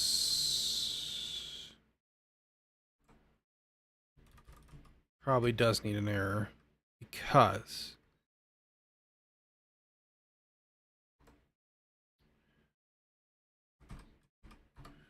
if we don't have a correct version, then we want to return an error. So this will be case skill manager. We return a skill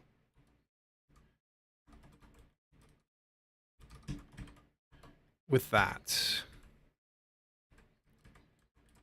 and nil. Let's just do this one line because of the nil. Makes it easier to read this way. Case of attribute manager. Attribute. New UUID and a nil. Default. Return. Nil. Ooh, I can't do that, I don't think. Maybe I can. And an error that says invalid manager type. And that'll be sm.manager type.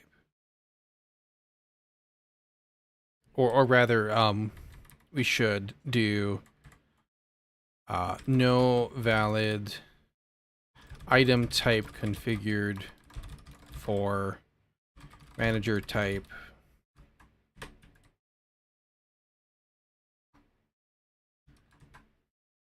configured might make you think you could do something about it. It's a code error, so there we go.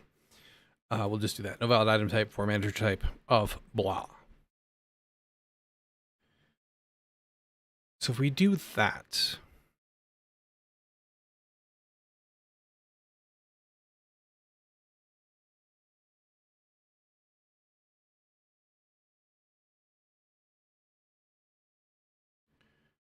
the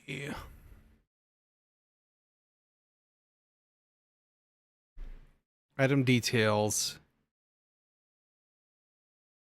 acts on the data struct. So, okay, yeah. I think, I hope, maybe. This in widget. So when we create you, detail pane, new item button, on click.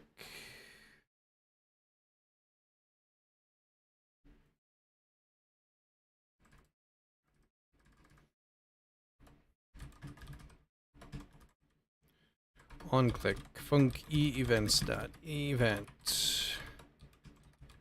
We set you handled at the end, but first what we do is we do data manager dot new item. That. And then we say set data struct to new item. Specifically that.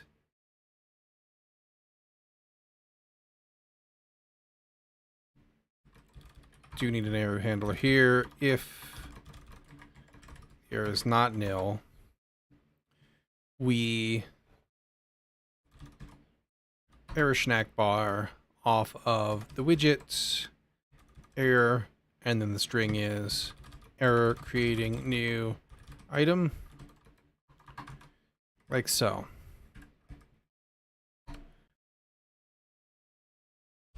And then we update this and set handled. The theory being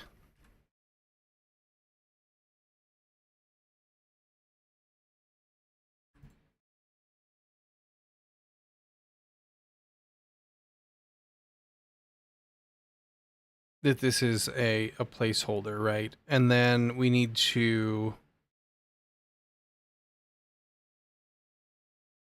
data struct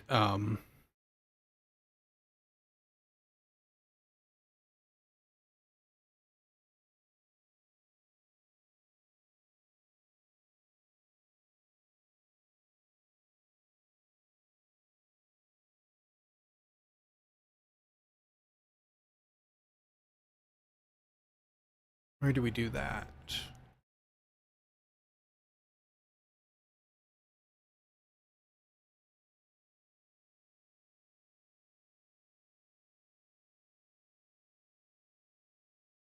What's on update? Oh yeah, right. Okay, yes, here. So for this,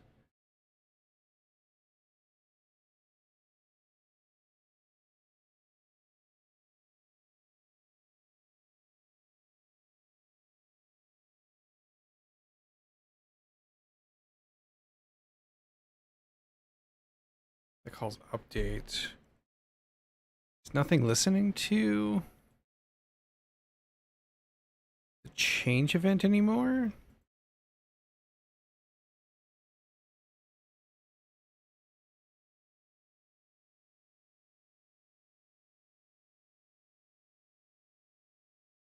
We have to be. We have to be listening to on change. Yes. We only listen to it here though. Okay.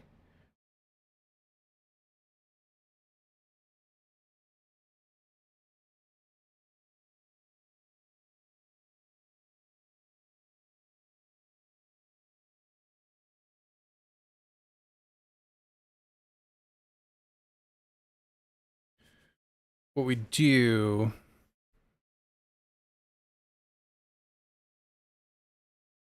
with this, I don't know if we need to do an update here. Let's find out. We set this as handled, but we need to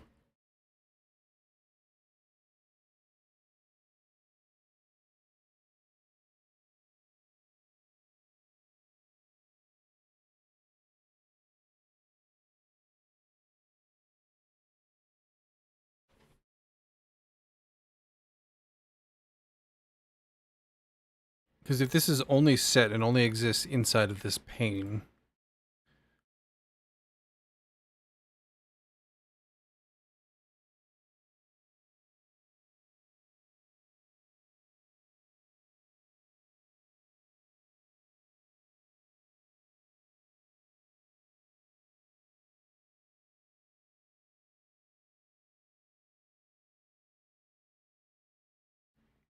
we want to add it to the list, but only if it's valid.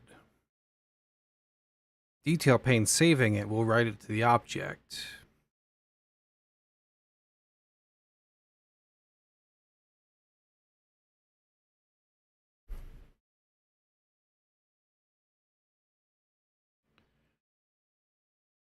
What we could do, I suppose, is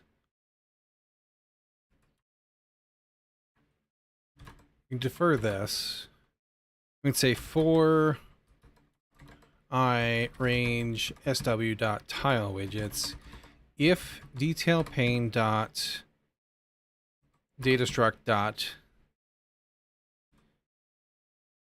I need to dereference you.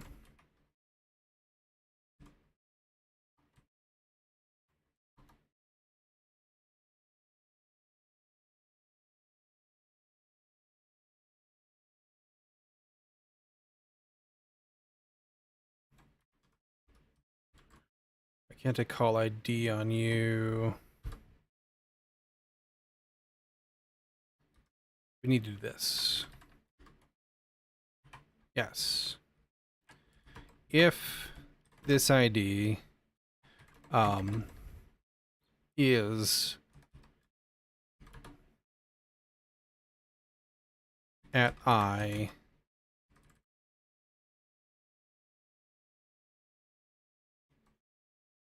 tile widgets is an item tile struct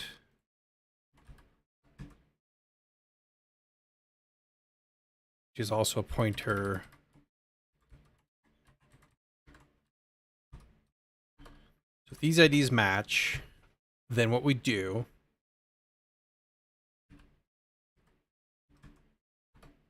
is call update on this tile widget. Oops. And then return. That way we don't have to update the whole dang thing. If we get to the end and we haven't found a match, then what we do is we just leave myself a note. If we are updating an existing item, update it. Else, add it to the list. So here we can do data manager dot add item, which is tailpane dot data struct. I forgot to do this and then dereference you here.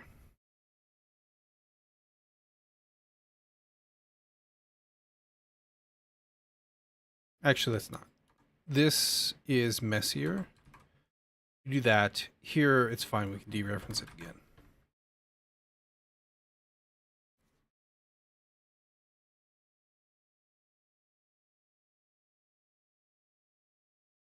Okay. And let's see if we can get away without needing to call update, but I suspect we will have to still. I don't think anything will end up doing it unless we take care of it.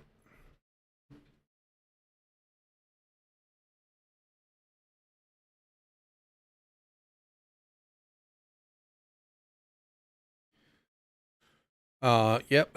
Here, though, what we can do is instead of updating the whole thing, we can update detail pane, because that's the only thing that's get changed now.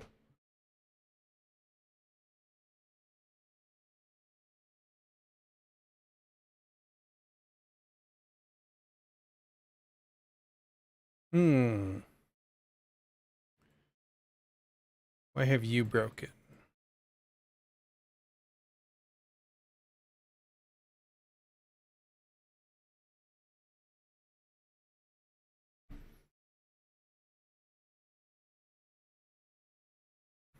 Is it both sides? It is.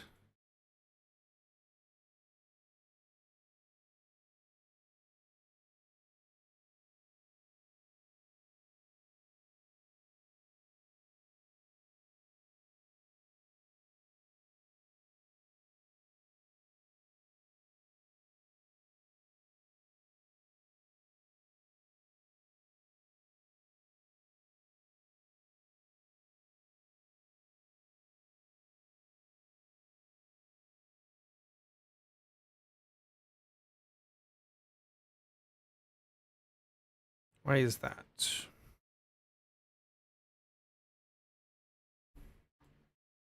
Is it because we deleted the children?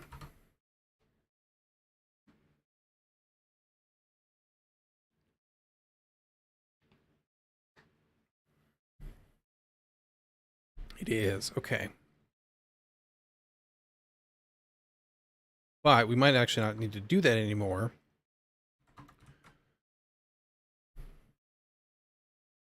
Let's find out. Let's take that out real quick.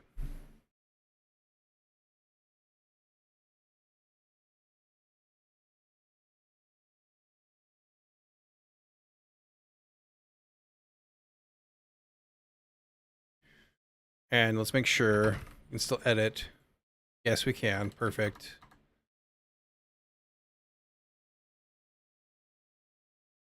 Perfect. Add new pulls you up.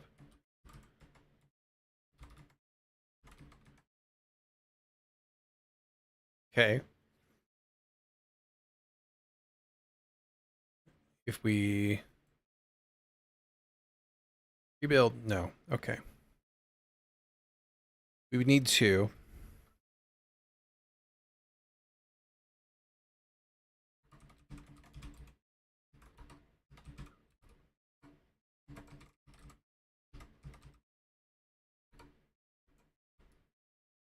That's not what I want. I want to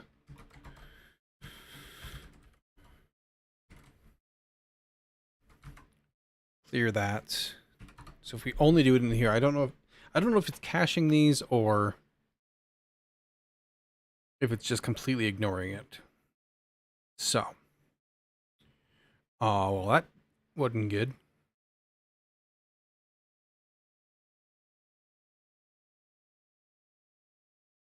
Done blowed up. New item tile.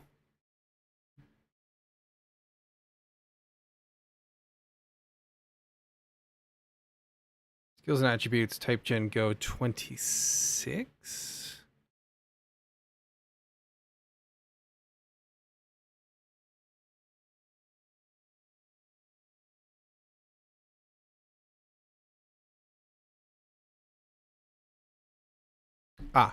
Because we deleted the list and all the things.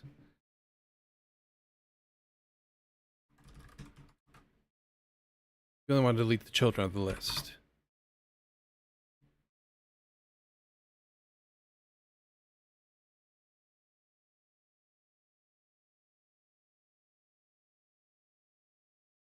Okay.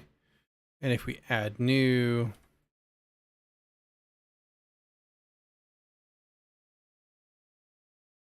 still doesn't do that. I think we forgot also. We do need to call update at the end when we do that.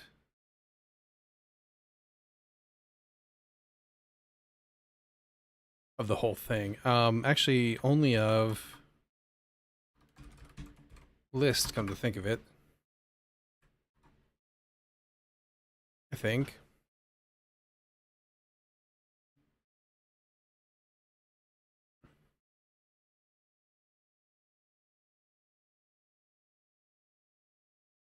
No. Well,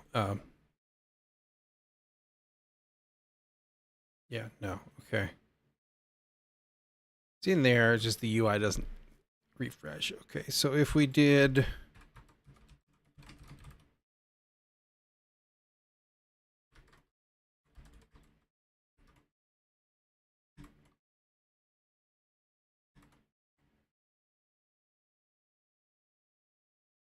have to do it outside in the update.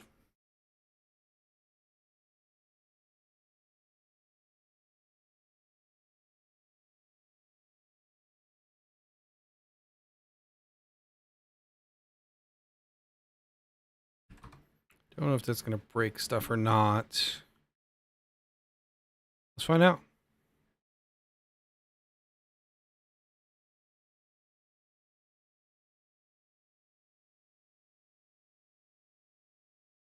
Breaks the label.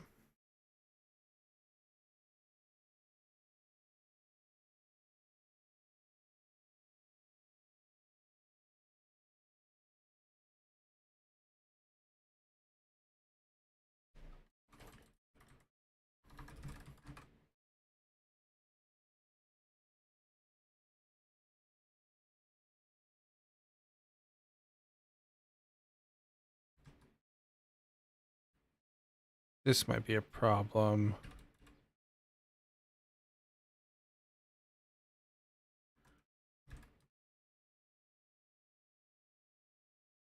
This would actually only need to be this widget that needs to be updated because its state has changed.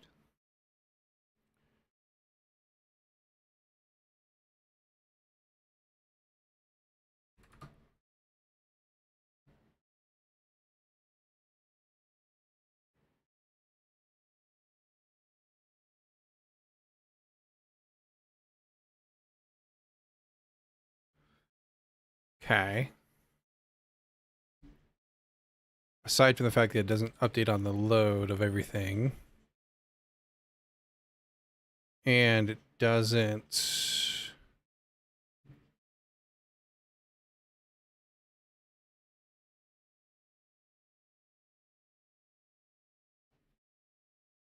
Add item, list update. This actually would be off of list. Really?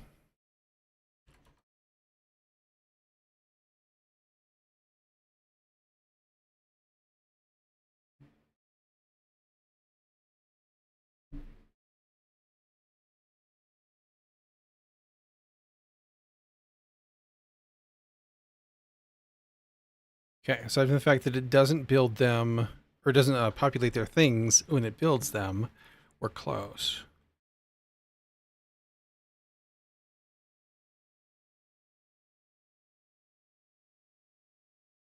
I think this is the answer.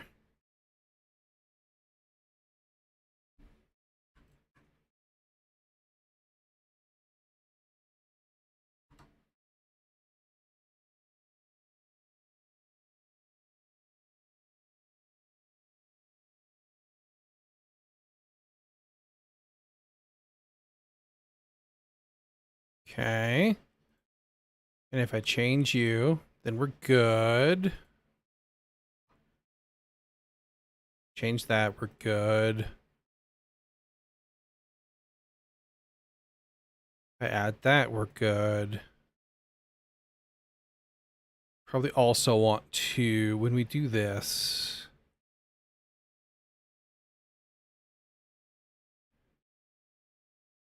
detail pane update, on change rather.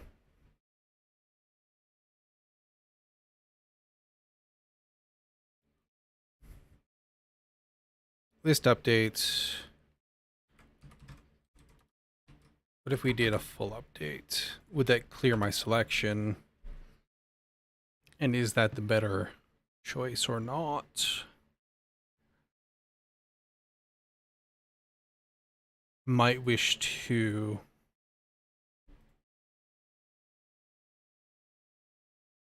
Yeah, it doesn't clear the selection. It's still in there, which is, I mean, not terrible. What I really just think I need to do is we add item and then we update and then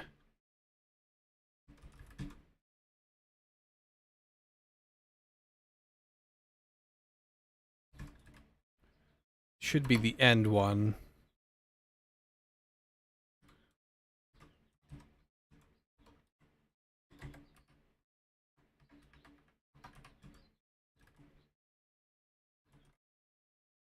Set state true selected. If I did that, then it would add them and, well, theoretically it would add them and then set it as selected when you added.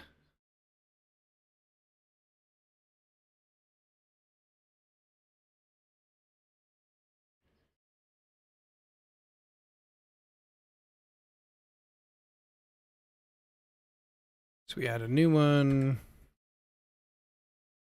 Hit save. Does not set you select. Oh, yeah, it did. Okay. I need to...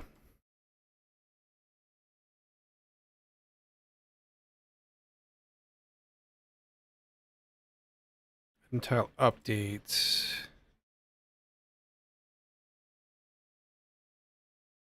But you're not in there until...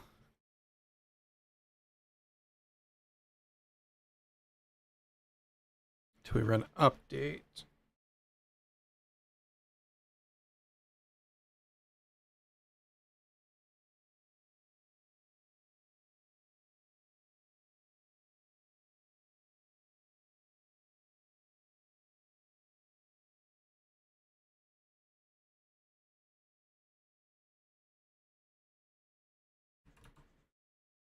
How are we gonna fix that?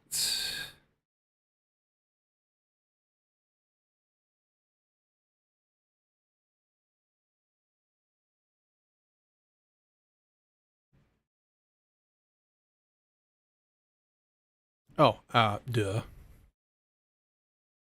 We set you to selected.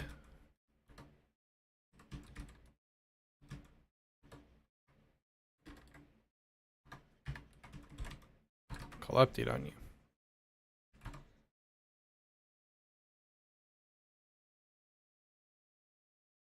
That way,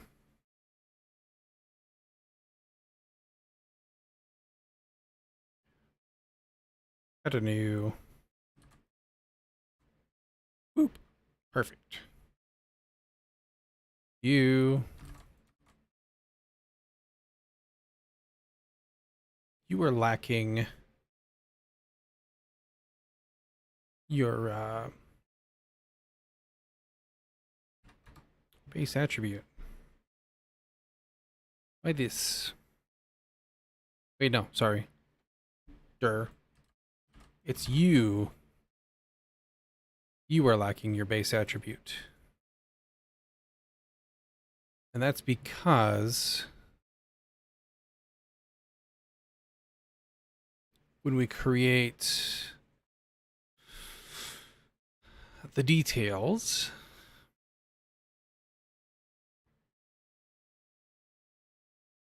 because base attribute is nil. I bet. Because up here, it's not valid.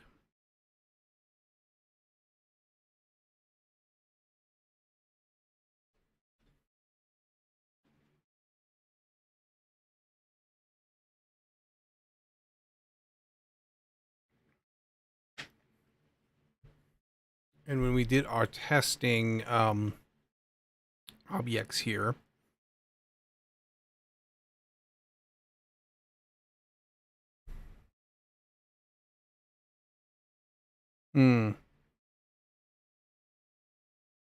y'all actually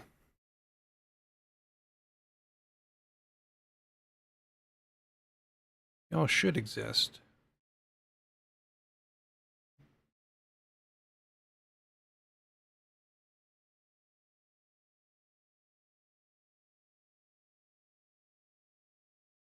D1C. I must have just had a different test ID. Put this in.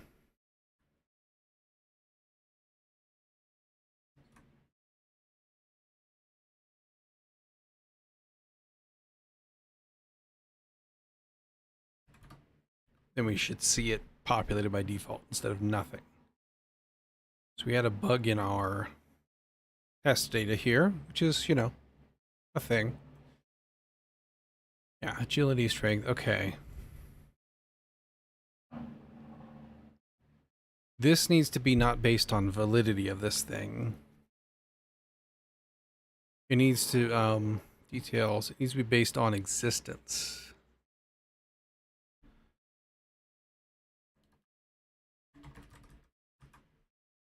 But it can't be nil. Because it actually returns a UUID.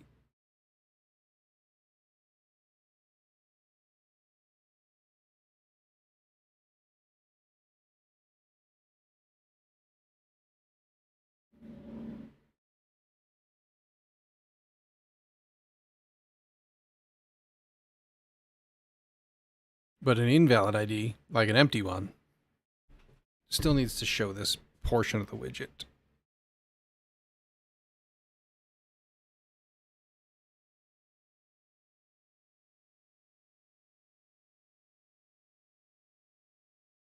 How do I want to solve that?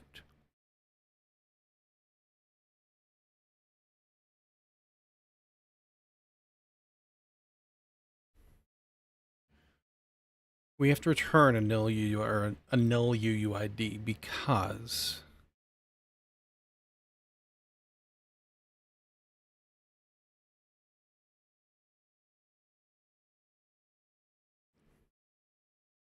for attributes needs to satisfy this still, but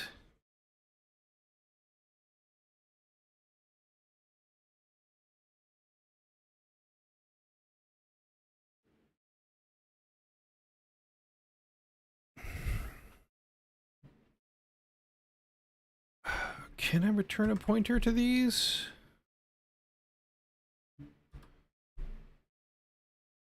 could.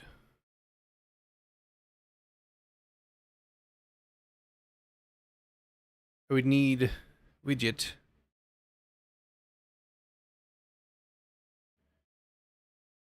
to know that this is going to be a pointer.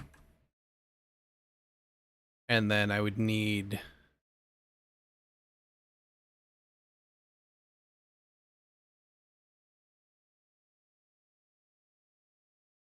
you'd return that.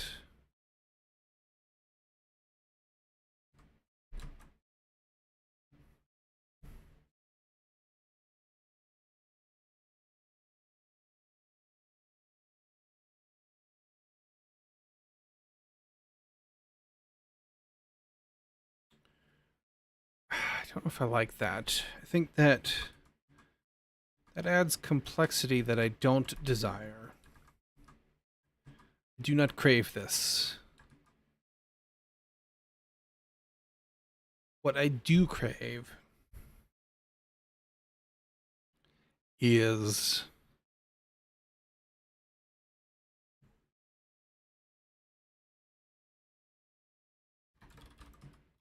perhaps you to return me this or an error, or actually a bool. That way,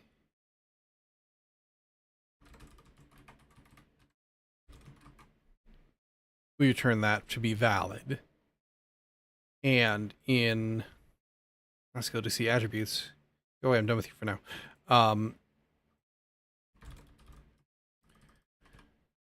I return this. That's just empty.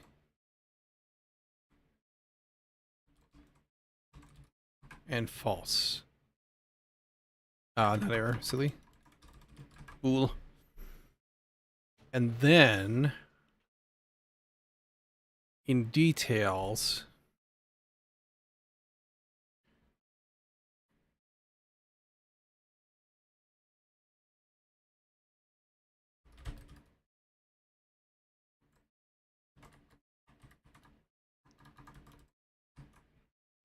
that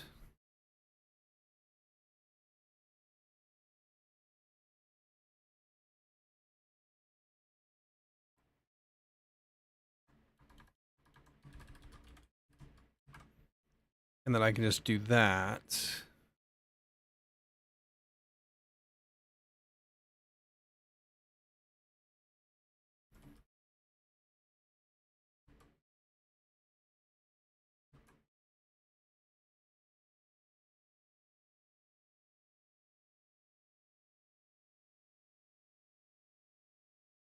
Is that sufficient?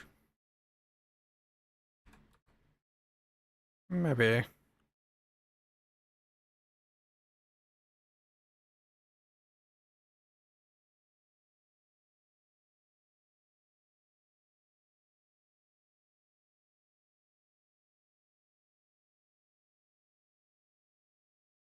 Then you would show up. And you would remain blank until I set you.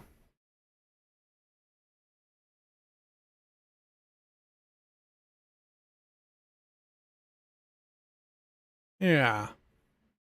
I'll do. Think.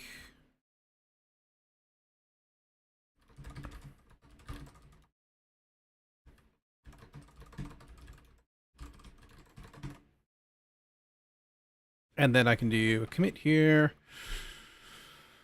Get adding new items working. The other thing we need to do is be able to delete items. Which is going to be...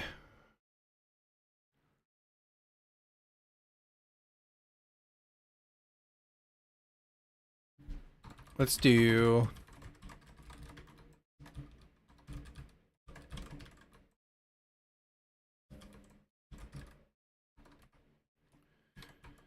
here, and then we'll do lock, defer, unlock. We'll say For I range available items if dot ID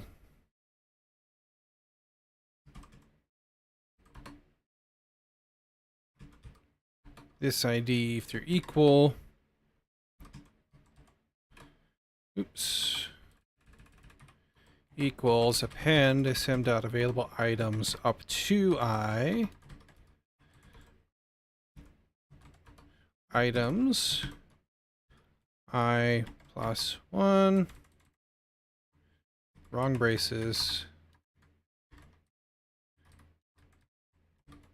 to the end expanded return. And then what we can do is in our item tile,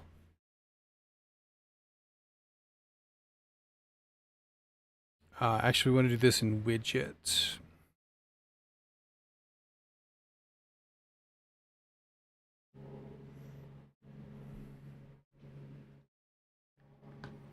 Or do we?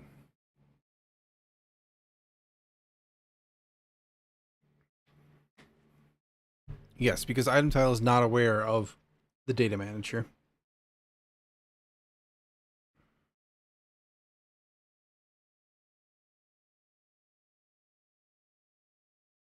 So I'd want to, or do I want to do it in detail?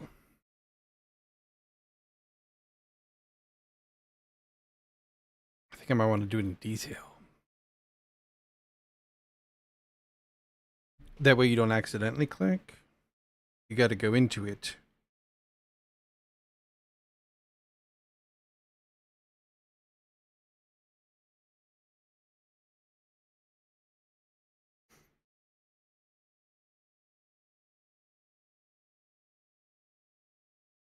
Or launch you real quick again.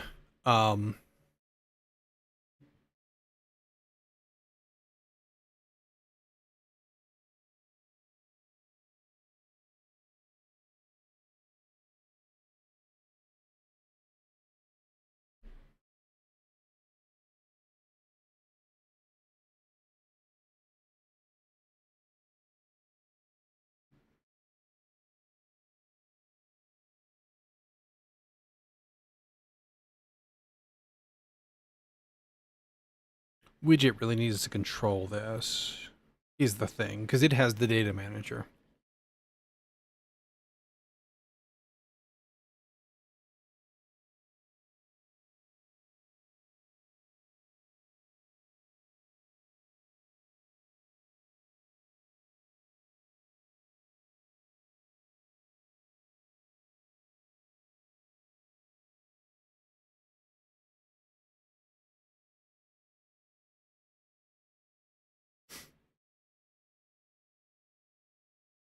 We could do...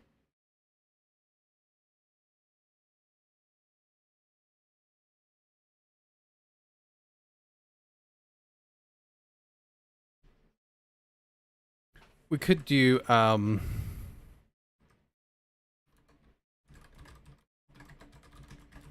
new frame for each list row. Should be okay. You go into list.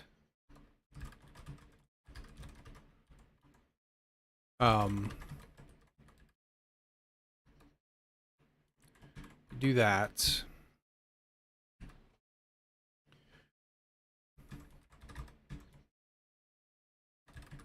Tell you to grow on the X. Display.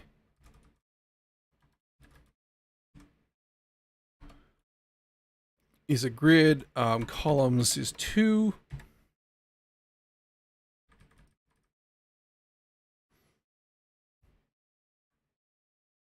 Item tile. Goes and has padding and all that good stuff.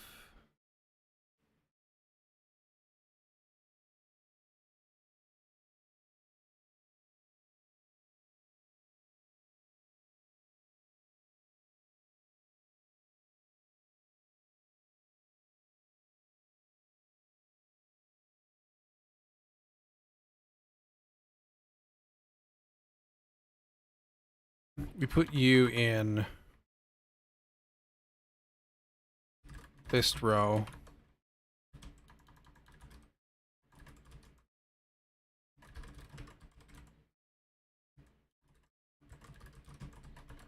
Like so, and we say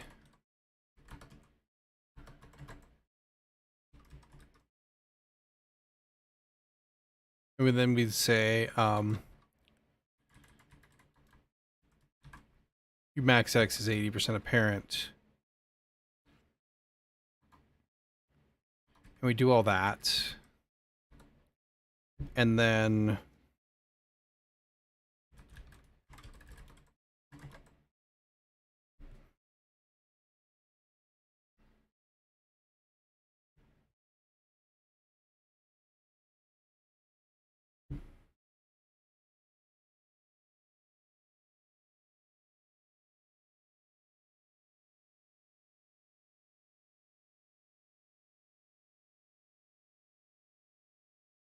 does that make sense?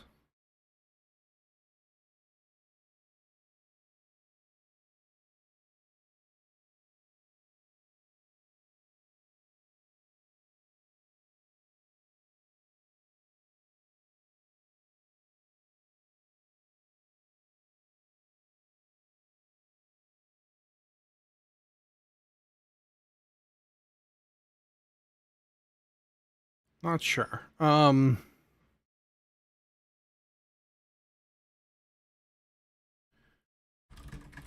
Let's just try it. List row. Set icon.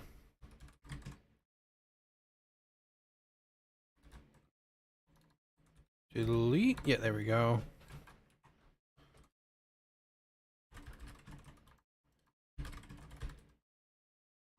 Set a styler.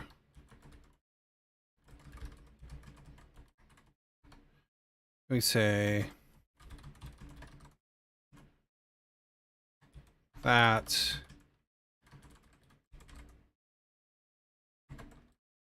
colors dot scheme dot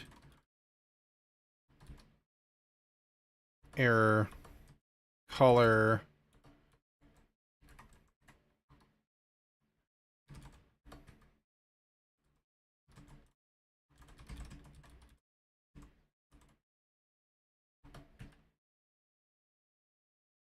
error container, and then error on container for coloration.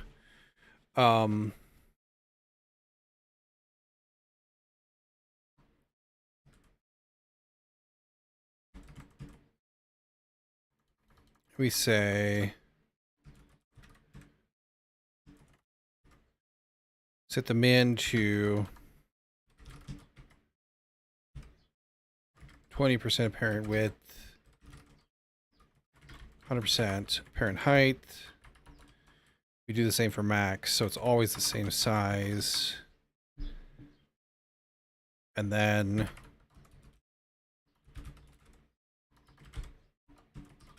on click, we go ahead and say data manager dot delete item,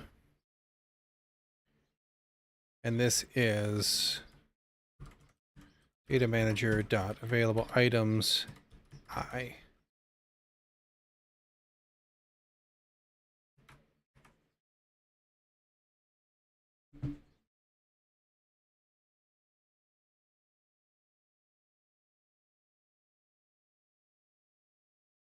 See if we like that or not.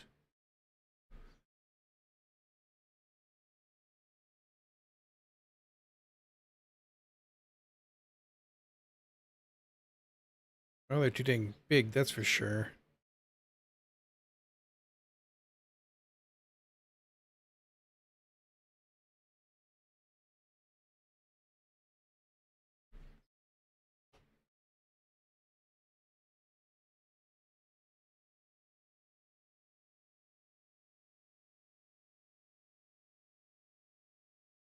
Let's just do this. That'll fix that, I hope.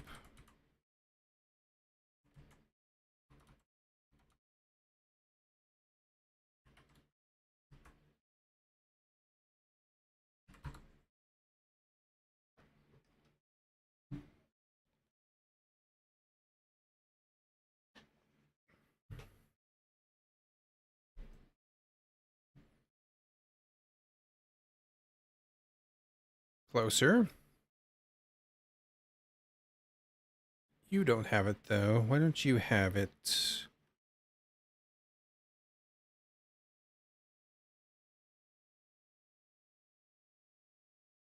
List row, list row.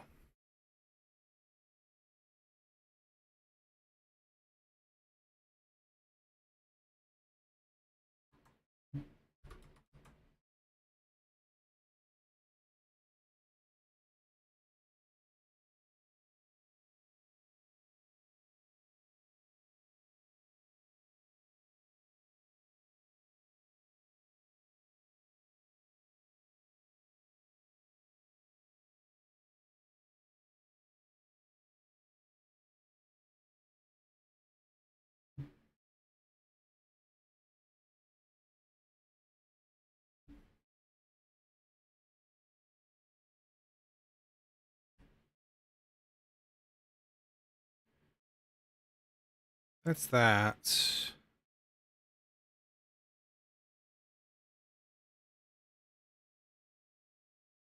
New item tile, list row. Extract is that. This actually I shouldn't need because this has a thing and it should grow to fill the rest. Not, but it should. Unless I'm mistaken about some things. Ah, I saw you there briefly. This is just pushing it out. Okay. Shouldn't be, though. Why is it pushing it out? Let's inspect.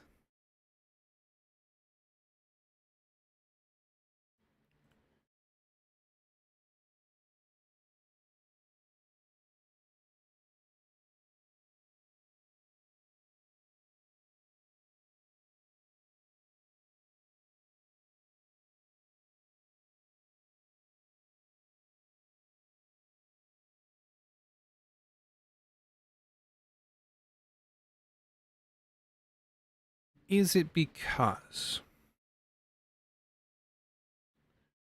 when we set left pane,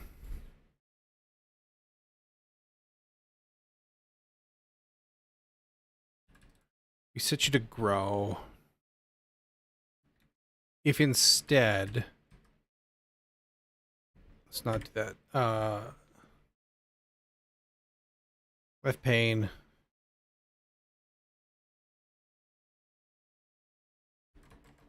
We say grow on the Y.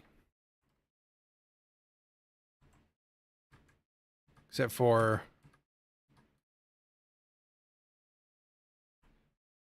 I want it on the left pane, not the list.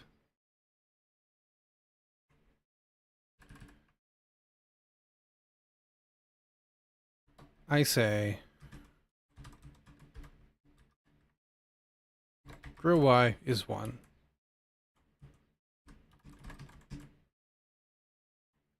Otherwise,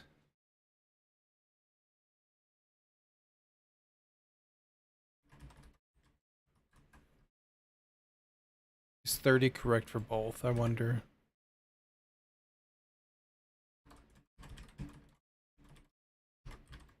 Min and max at 30.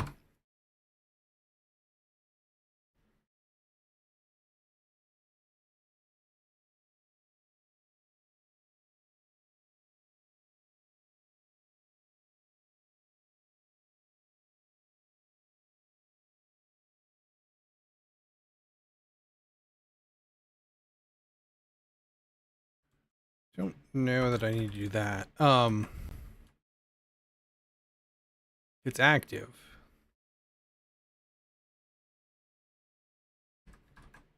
Maybe I need min-max both. Maybe it overrides both? I don't know.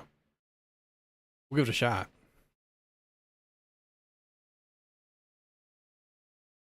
Because I suspect it's that same bug rearing its ugly head again.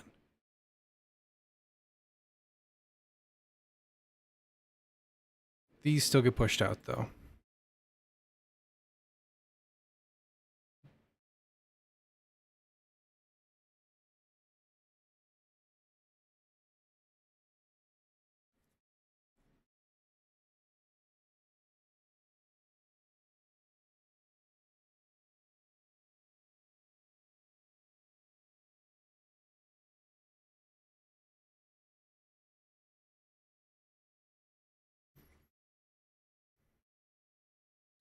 Instead of ripping this all apart,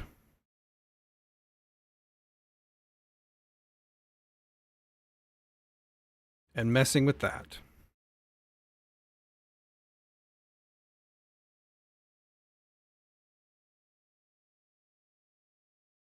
we have a detail pane.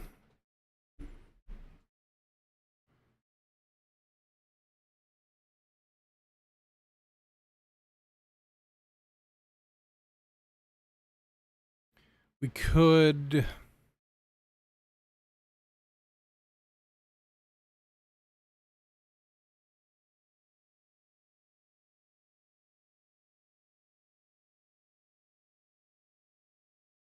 set up like a custom event.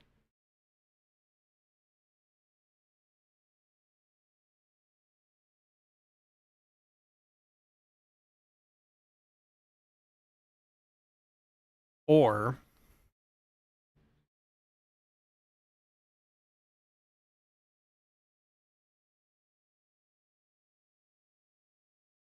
we could say on a change up here, if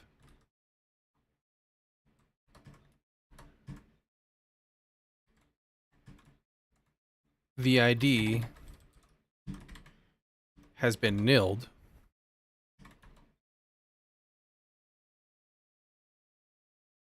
then we take you out.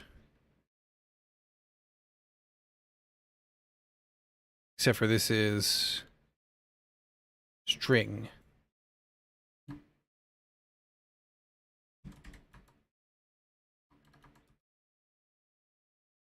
That's fine. We can do that.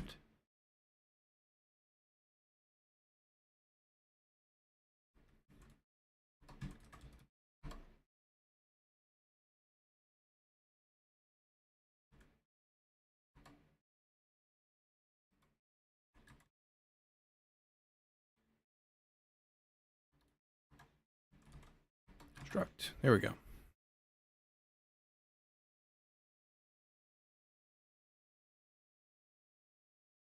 Dereference you though. And then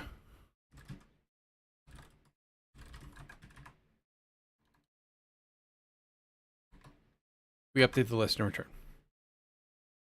So in here, in item details, then we'd be able to do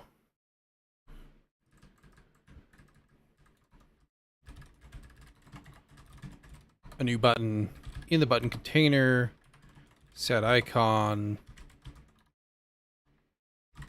delete,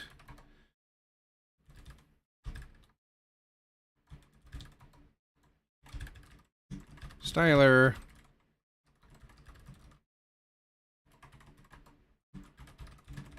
set the border radius to 0, dot background colors scheme,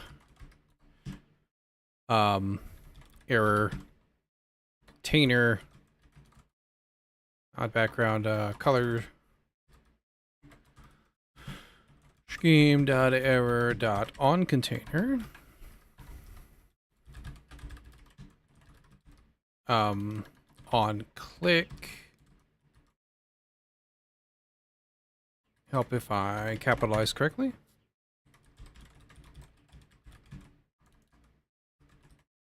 Instead event, and then we do d dot data struct, but we need to dereference, then set ID to nil.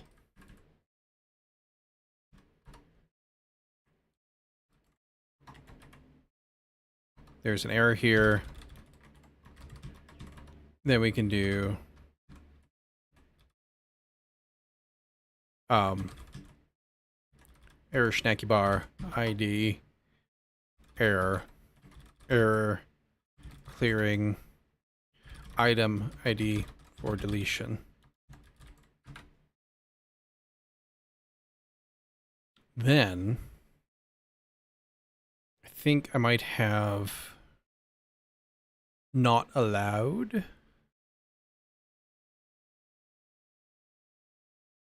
Actually, if we're going to allow it to be set to null ID, then we might as well just do that. For skills and for attributes, might as well just get rid of the error if we just accept anything. Do the same in widget to the interface to say that set ID does not return error anymore.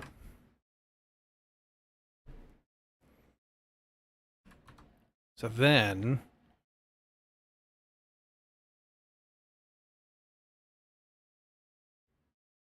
oh yeah, I would need to just then get rid of this. Duh. Because we just do it. And then we can set handle as well, just to be sure. Attributes format not used. Fix it, please. Thank you.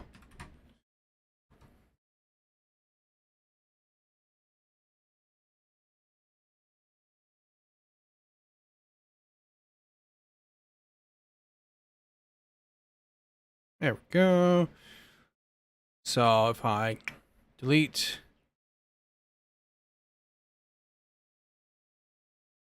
bet you it did set that. Why didn't it trigger? Because I didn't. I still need to admit this.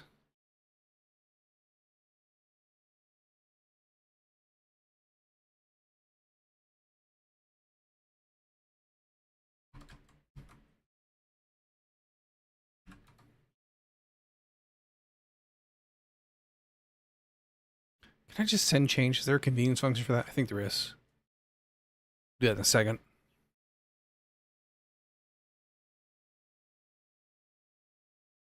Oop, perfect. We need to clear this out as well.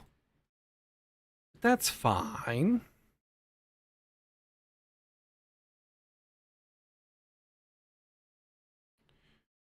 Widget.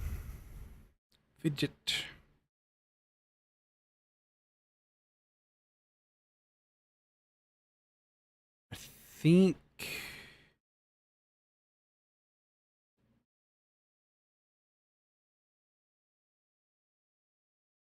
this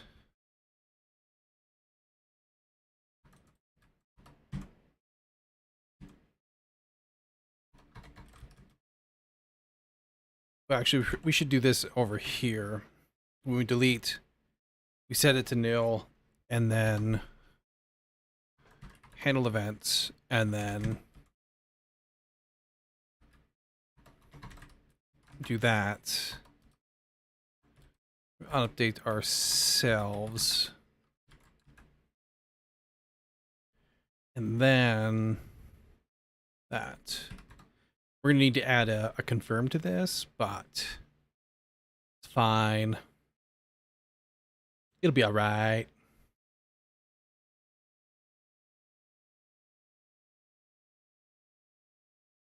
Perfect. Okay.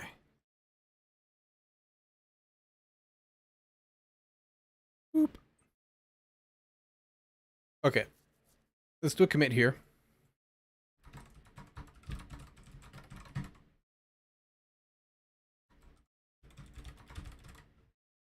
Add delete button for or to detail pane.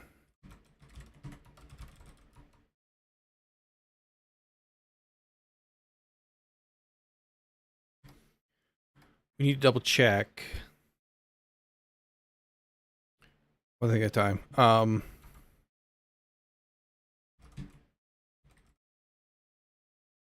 can send change.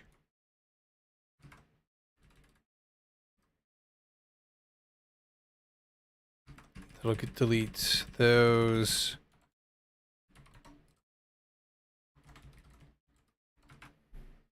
Double check that.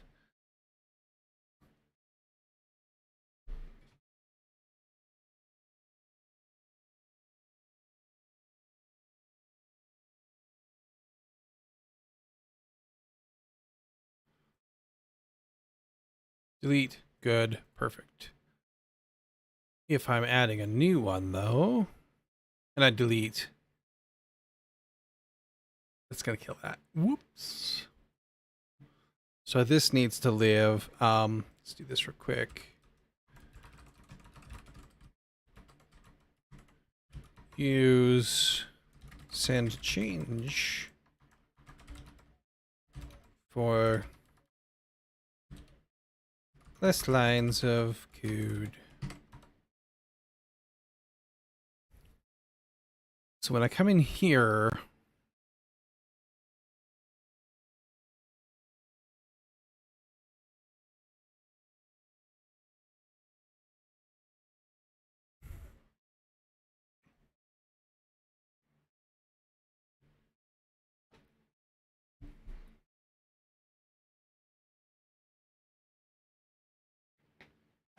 that's problematic.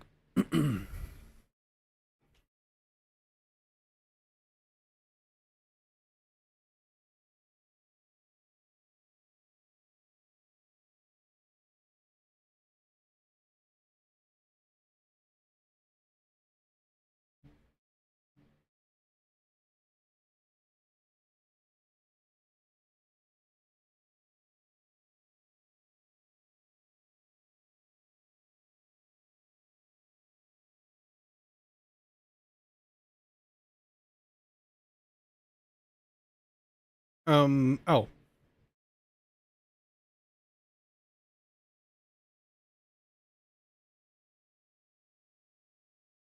We could do...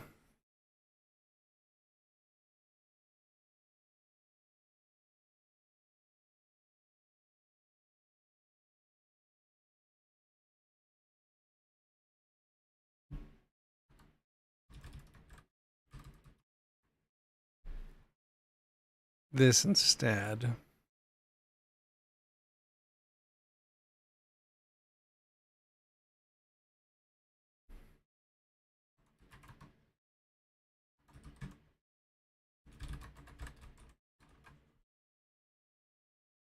And then wouldn't do this.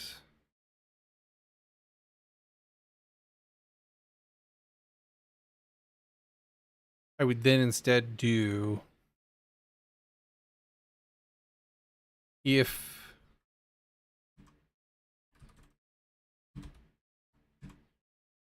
ooh, no, because this is crap.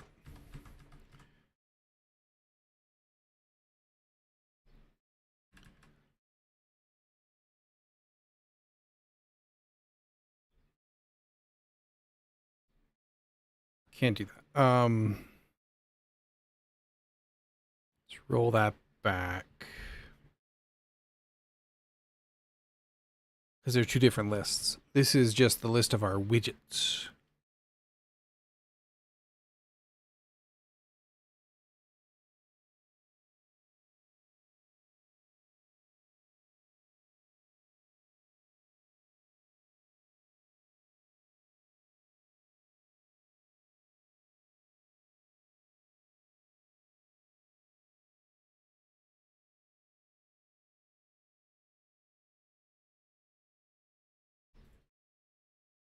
We could still do that.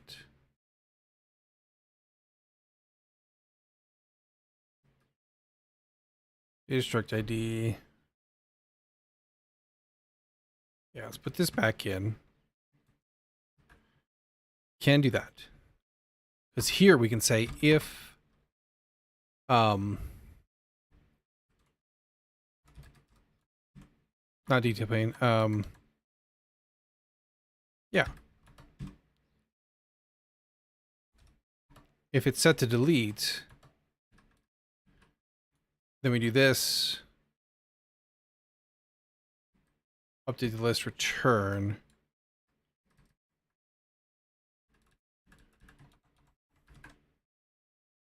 Otherwise, we update the thing. And we do it. Return. Otherwise, we add them. So if we can do that instead, we also need to do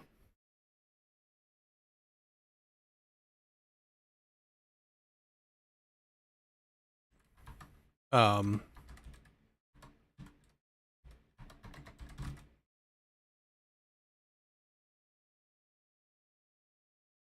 or do we? Because we set ourselves data struct to nil. We need to make sure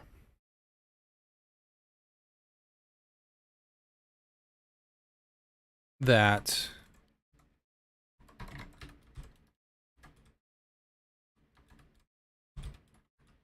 not true, false.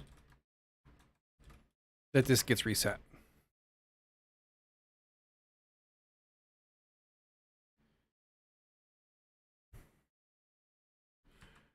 And then we would be able to put back the error, but I don't think we want to, actually. I think I like this all better.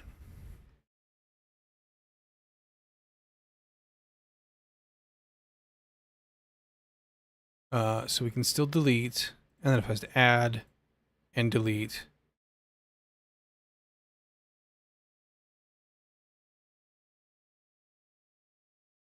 it doesn't add you, or it does rather add you. So here I would need to say if it has at least a name.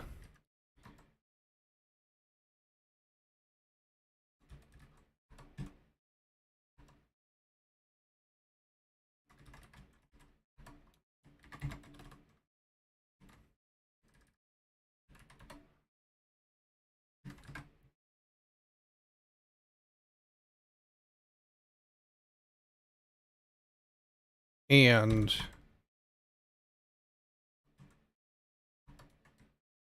we haven't flagged you as a delete. Because I needed to do both, really.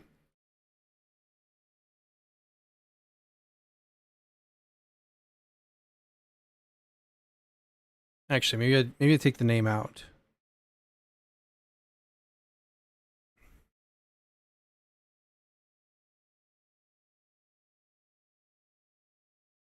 Because that doesn't give you feedback on why it doesn't work. That works, though. Let's do this.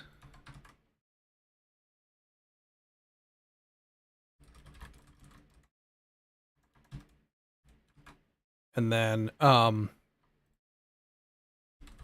let's do commit. Don't delete the incorrect index just because, or because, the detail pane object is new. Or index when the detail pane object is new. Oops. Okay, I need to use the restroom real quick. I'll be right back.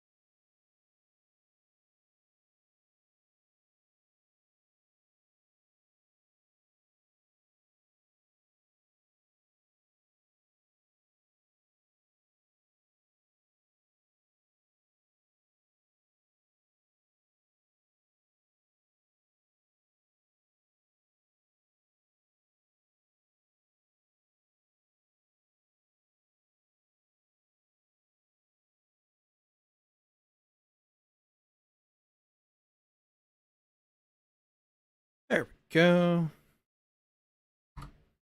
Okay, so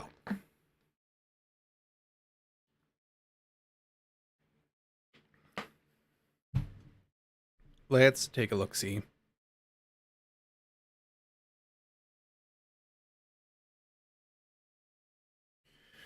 We need to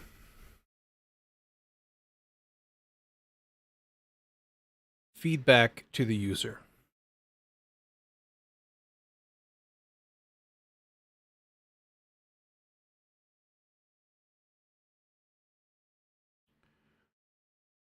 In item details, we need a couple things.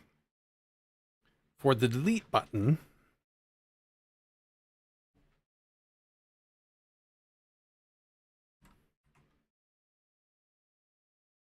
I'm going to need my docs. We need to pop up and say, hey, are you sure?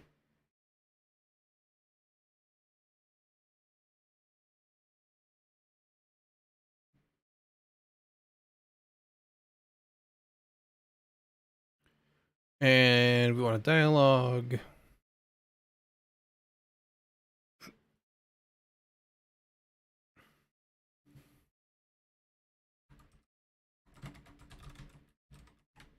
New body.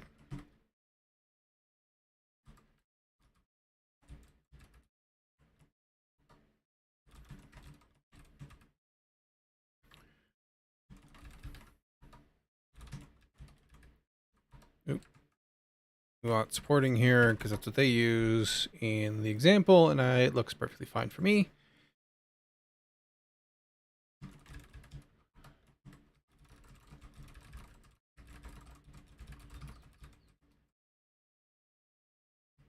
Like so. And then add bottom bar.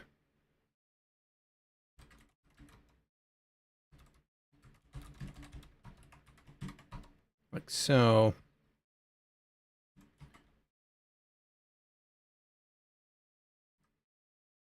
Add OK onto the bar. On click,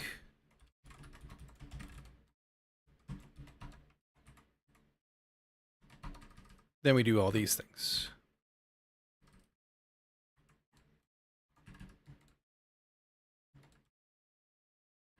And then add cancel bar. I don't think we even need an on click for this. Come to think of it, because it just cancels, right? Let's find out.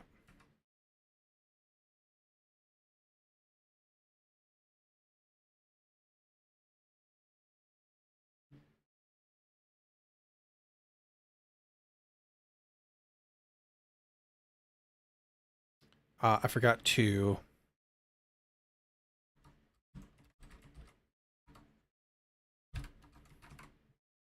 run that.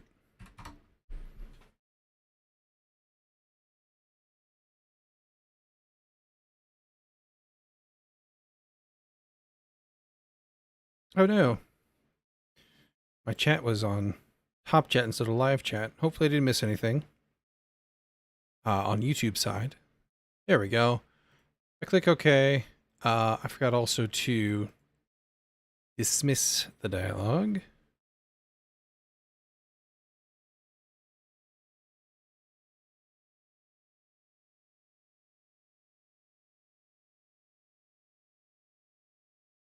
Except for why... You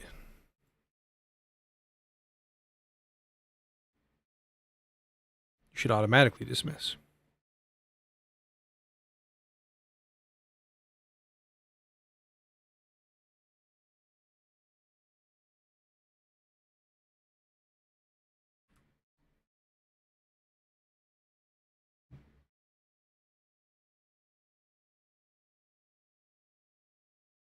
Cancel dismisses. Okay does not. Oh, it's because... Yeah, that just blew up. And it's because... This, I bet.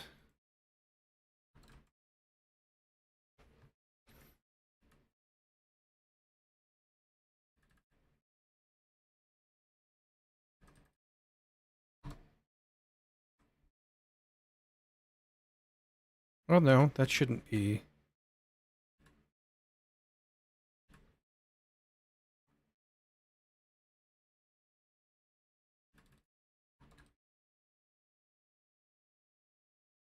Ah, it's this. Silly me. Because that's the inner event there.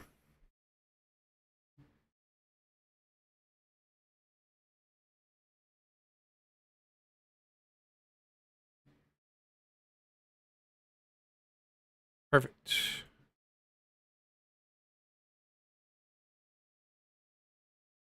Most excellent.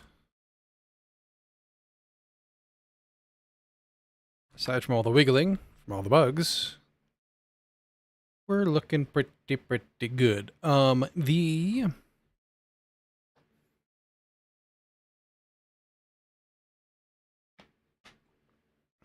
um saving. We also need a deal for this. Except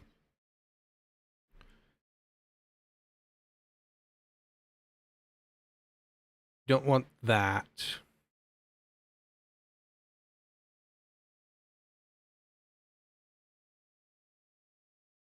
We just want a basic dialogue, which we can do much simpler.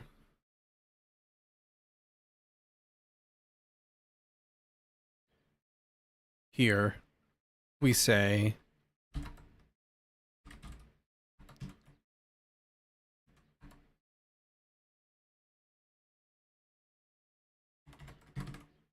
if that's empty, but we also want to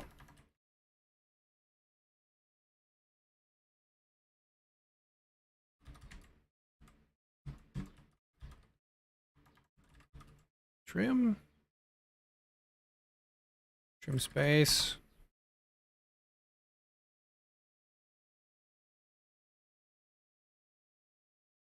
Yeah. Leading and trailing space. Then, oops. We do this, except for it is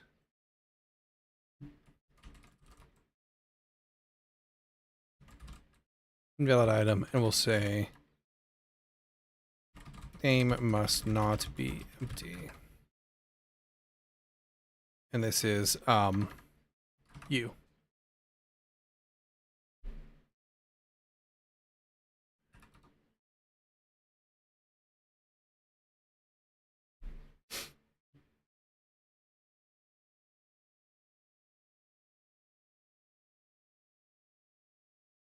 So if I add a new and I'm no.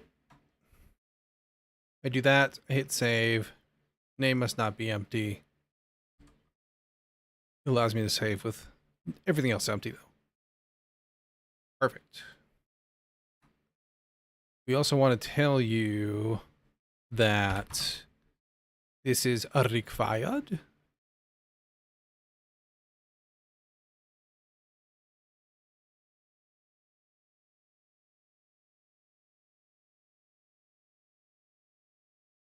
Or is it?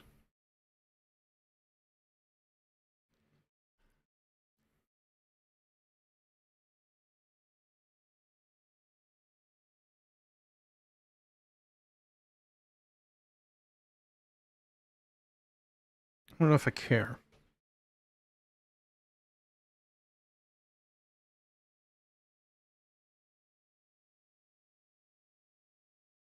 Maybe we'll leave it for now, and if it becomes an issue, we'll change it. I mean, it seems fairly like we probably should say required, but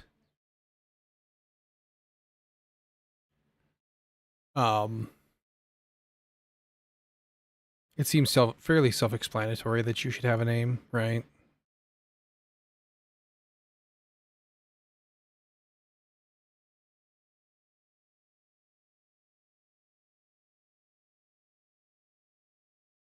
Maybe we should just add it.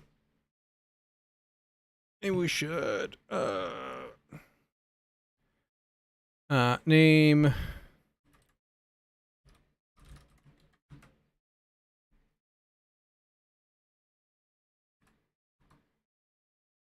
I don't know if I'm going to hate this or not. Visually.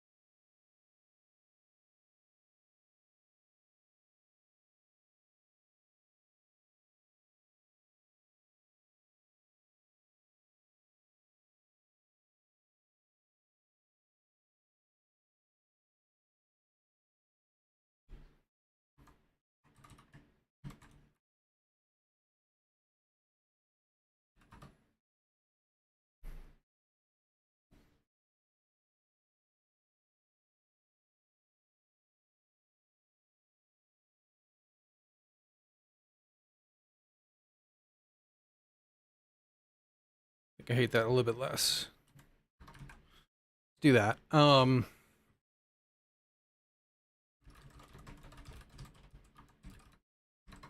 And we'll go ahead and do a commit, add a confirm dialog for deletion, make sure empty, or actually add an error dialog for an empty name field on save.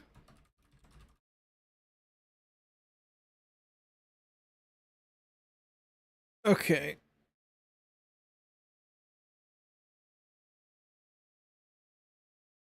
Hit a couple more things.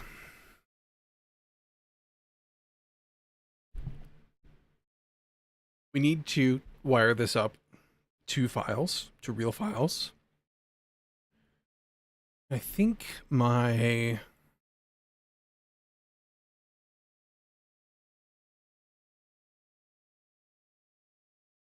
have attributes and I have skills. Just placeholder stuff.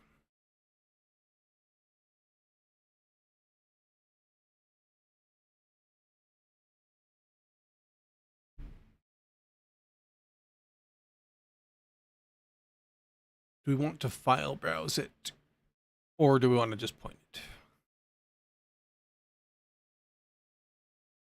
Put it in a config file. Do you need to get around to that eventually?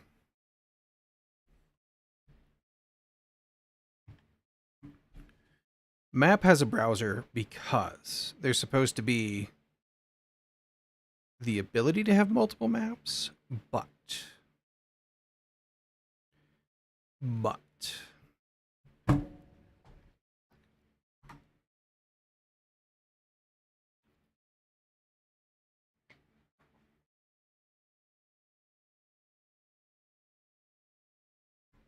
the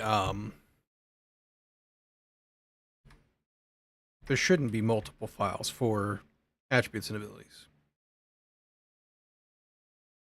So I think we're probably okay to just config file this. And the editor itself needs to have a config file that we move this stuff into. But for now, we've kind of just been using constants to make them easy to change, right? So that we can replace these with loaded stuff eventually. For now, let's continue that pattern. And we will say,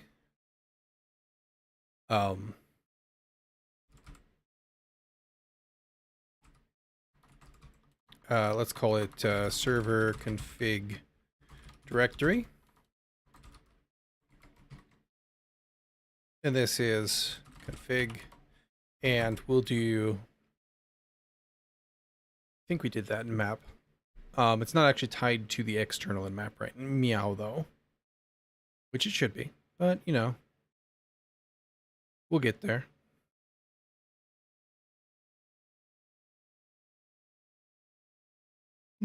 Goodness. Map editor, I want map widget. Like so. You over here. When we load map,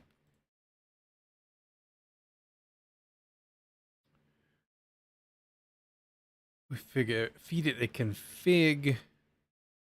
This comes from here, which is open map. Right. Yes. Load map is internal. So this does the dir and the file name.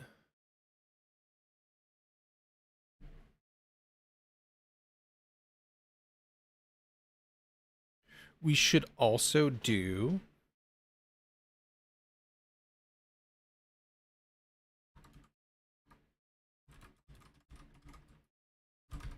server directory.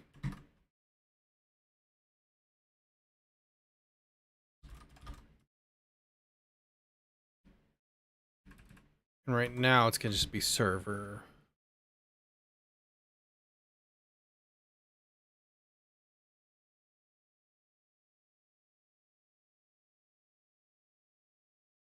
Don't know how to set that up, but we'll push on a little bit here. The config directory still valid. It's still config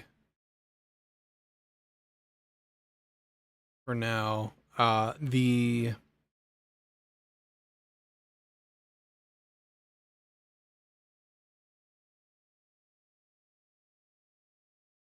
almost wondering if I just want these to be in paths in the config file.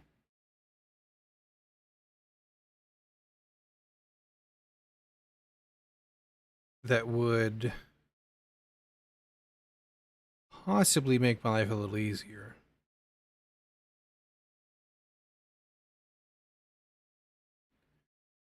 But not sure. For now we'll leave it. But we'll do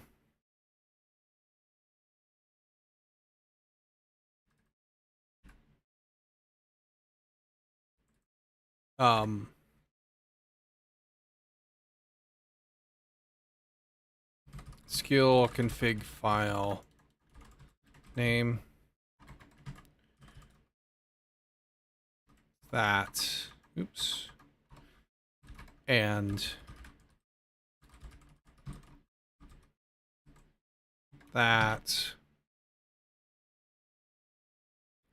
should be attributes, yeah. Dot JSON.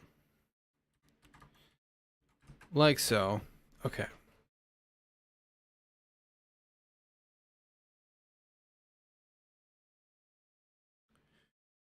How do I want to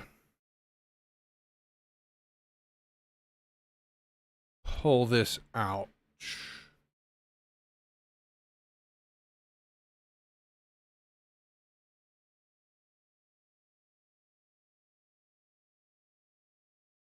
Could do a config object. I do like that pattern.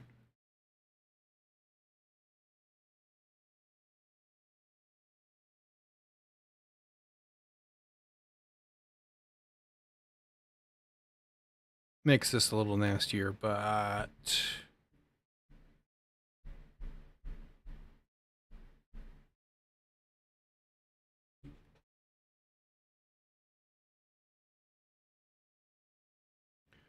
could also just put it in here, store my configs here, and then let them pull them out when we get there, which would clean this up a lot. And I might kind of like that.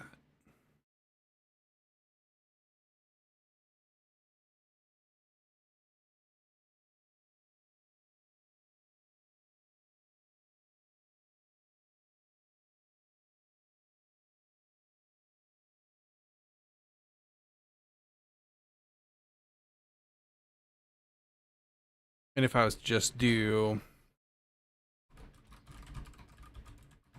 this, I would end up being able to read in a config file that could have multiple bits and pieces, and then we can just pass those pieces around. I've done that before and it worked okay. Not sure if there's a nicer way to do that though. Oops, sorry. I could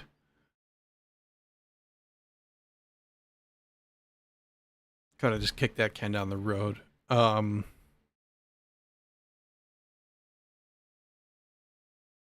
I could start wiring it up now because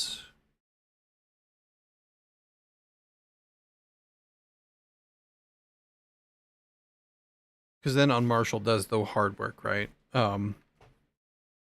Is why I've done that pattern before.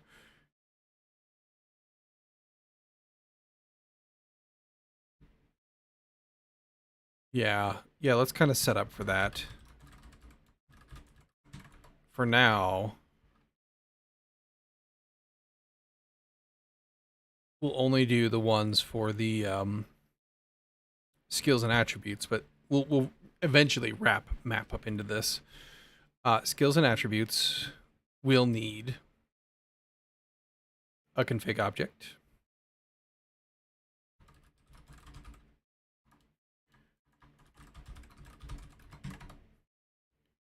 And then you will require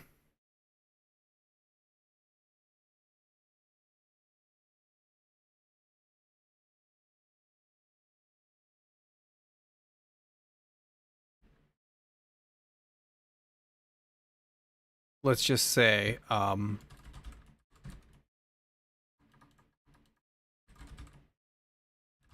file path, it's a string,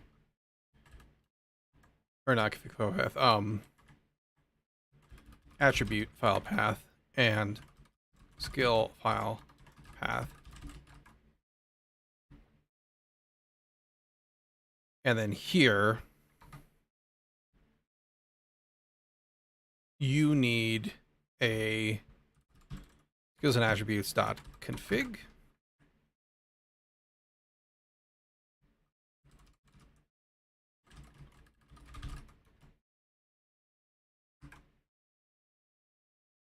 And then here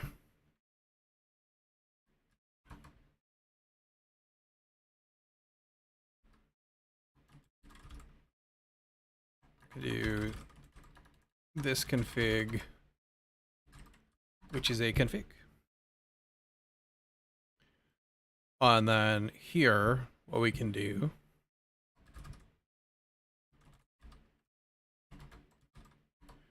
this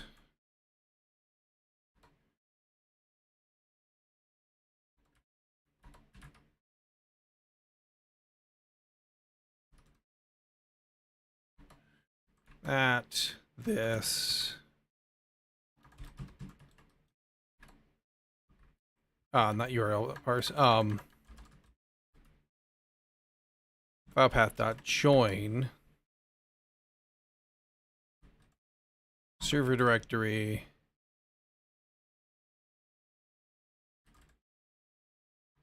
server config directory attribute config file name server config. This is incorrect. This is server directory.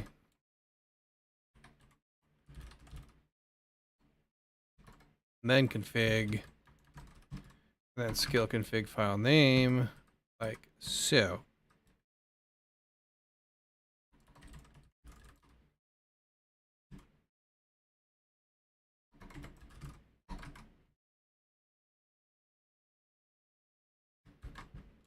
Let's just call you conf.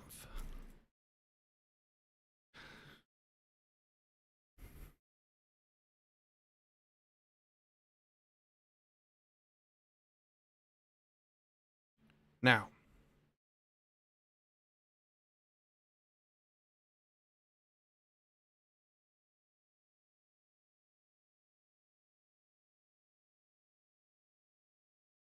no, these want to be separate.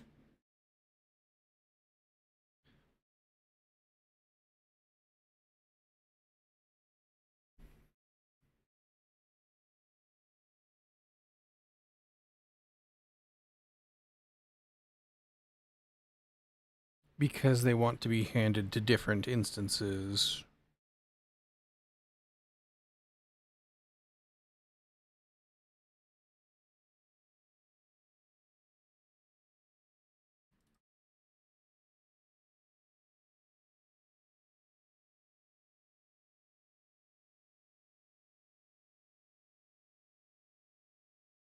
I don't want to do this.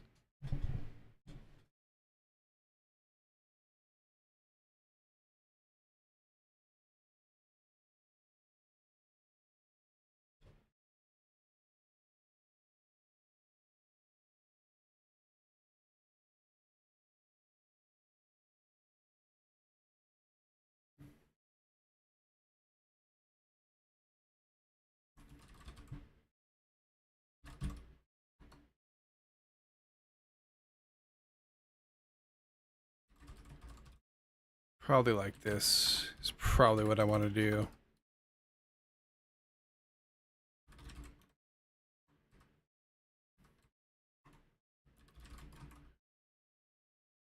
This will need to be exported though as well, because we need to unmarshal to it, and that requires reflection, which means show my strings, which means they need to be exported, which is fine.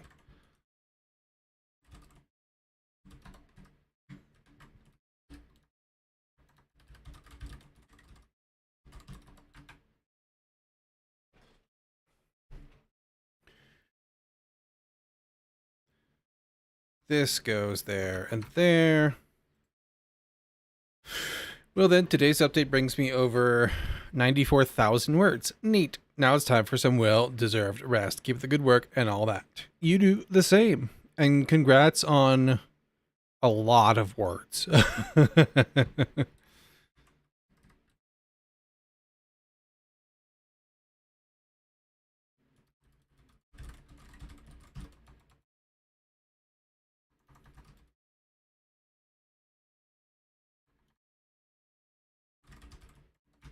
That and that.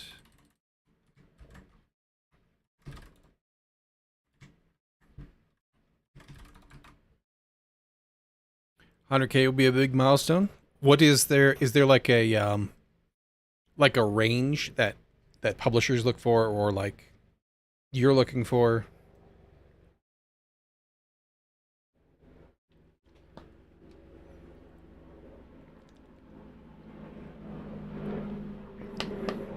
Hello, helicopter. You are very low and large.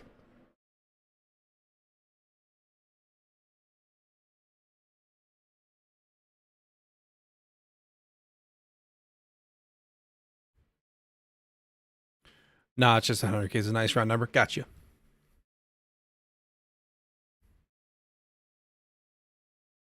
But then if you need one more word, you'll be at 100,001 and it won't be round anymore.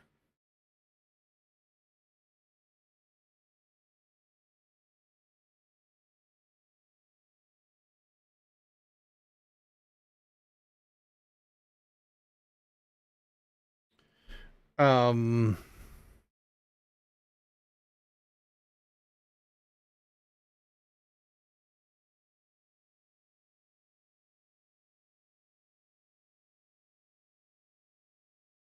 There's something wonky with this, I think.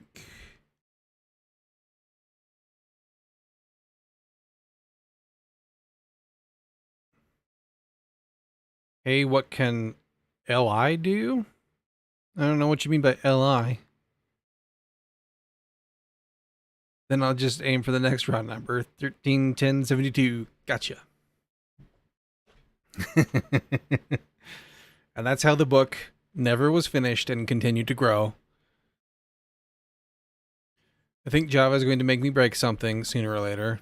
I can't run Gradle as my package manager as well, at least not all times, because for some reason it does not know how to handle user input. It's incredible that a language of this popularity can make everything so complicated that you basically have to use an IDE just to even start the program. Yeah. There is kind of a reason that there's a big push for simplifying developer setup developer environment setup, right? Which leads to solutions like, here's a dev VM, which I personally hate. I hate developing in VMs.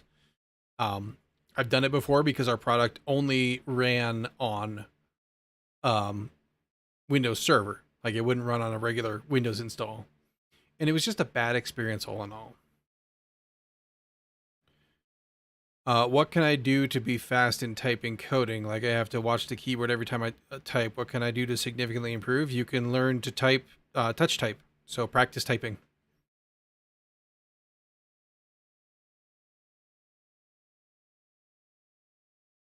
You can use NeoVim.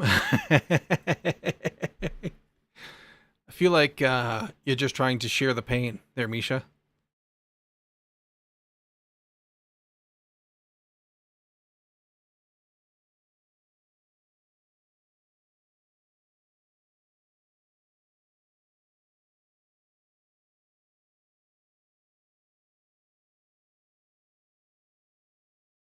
Okay.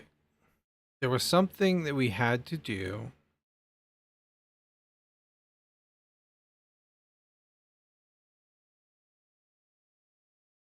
App config. Is it in load? No. So we have the config by there. It was up here.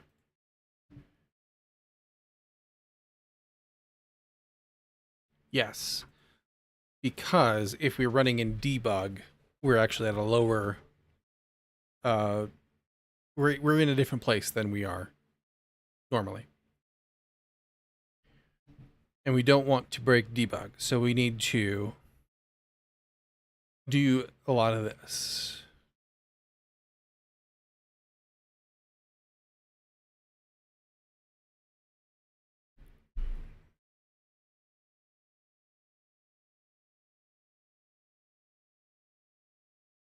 I think is why I did that. Yes. But I only did it once.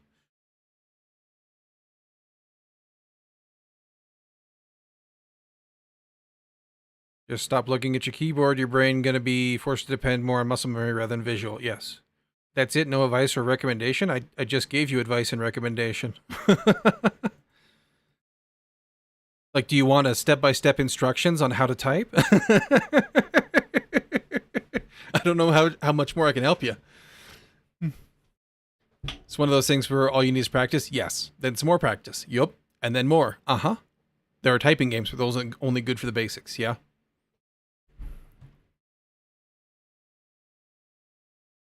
And I don't play typing games. Like, I'm still trying to learn how to type on a split keyboard as we speak. And I'm in the middle of, like, I'm almost back to where I was, but not quite. And I'm in between where, like, I'm not as good as I used to be with a split keyboard, but I'm also not as good as I used to be with a regular keyboard because my muscle memory is now partially calibrated to the split.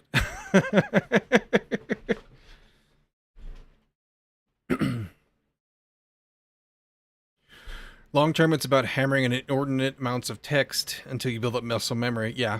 Sorry to say there aren't shortcuts. You know, people want shortcuts for everything, and the answer is usually that you just need to do a lot of it. Type Racer, a good game for that, though. There you go. There's a recommendation from somebody in the community. Type Racer. Fantastic.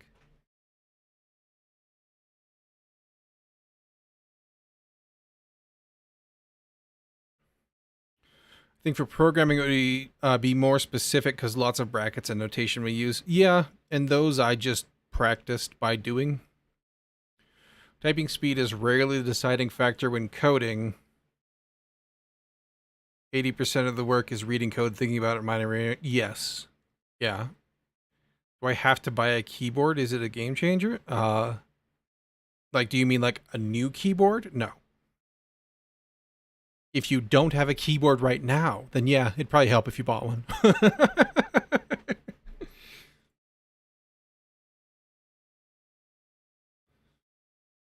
Useful hint I've gotten was to switch to the US layout. The fact is that the majority of programming languages, popular ones, are made in the US, so they are suited to that layout. Oh, that's interesting.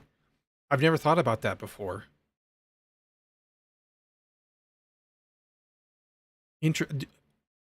How often do they move the things like the brackets and stuff in other layouts? Now I need to know. What's an example of one that is less good?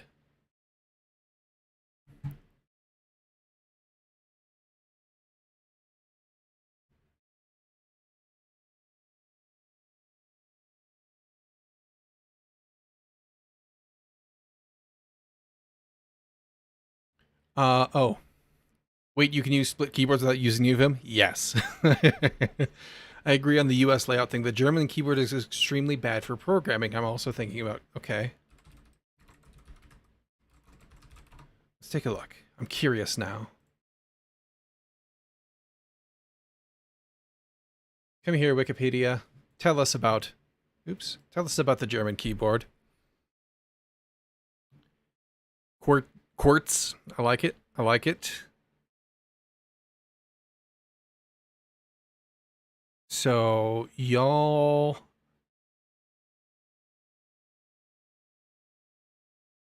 Oh,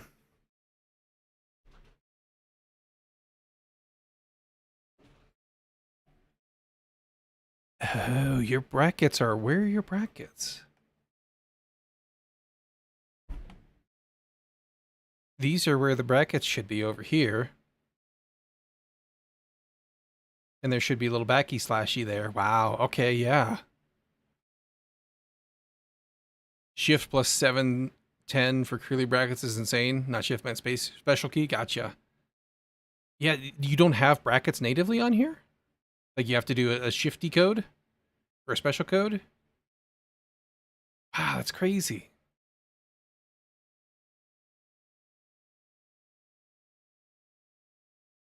Strong, is that, for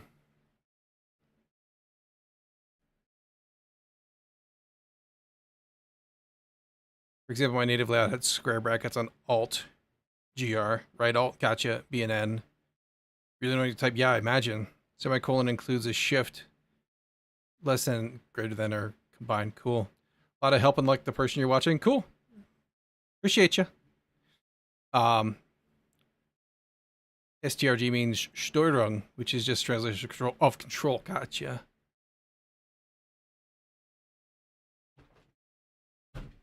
Interesting.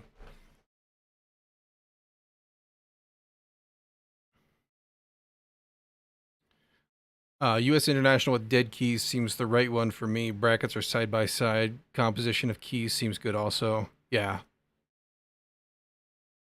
I don't know what dead keys.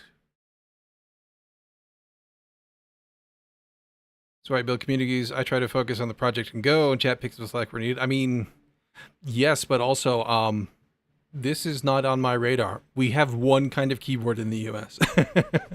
I had never even thought of lacking brackets. So, like, you know.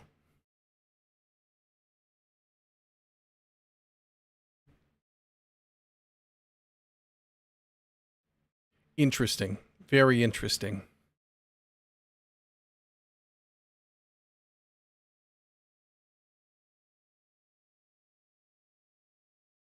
Time for sleep for real? Yeah, we get totally derailed you with keyboard layouts. Have a good night, man. We'll catch you Friday, I guess, maybe. Okay. What was I doing? Yes, I was wiring this up. So we only went up one. And I believe that's because when we run in debug, it puts it inside of a folder inside, like a temporary file, I think. Forget now the exact stuff. Dead keys basically helps me building characters like this, useful in my native language, basic modifiers. Gotcha. It's called nerd sniping. XKCD coined the phrase, I think. I believe they did. Yes. Looking at a German Nordic US keyboard, which is basically just the US layout with some additional key maps for these letters, umlauts, because they are like as important as every other letter in the alphabet, so it's rough to not use them. Yeah. They're Dylan Beatty has a video talking about text and text formatting, and it's really long. He's given the talk a bunch of different times, and it's pretty awesome. I think it's called Plain text, I think, is what he actually calls it. Let's see if we can find it real quick. But he has a funny story he tells about Motley Crue, the band, going to Germany and being confused when everybody is chanting Motley Crue.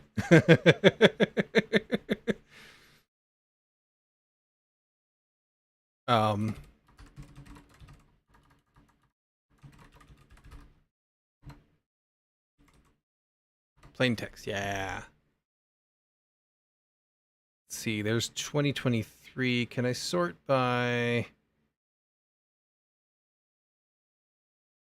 can filter, but I can't sort? Okay, rad. Cool. How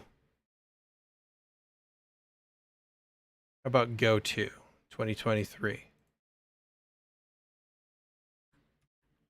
This should be the one. I'll drop a link in both chatty chats.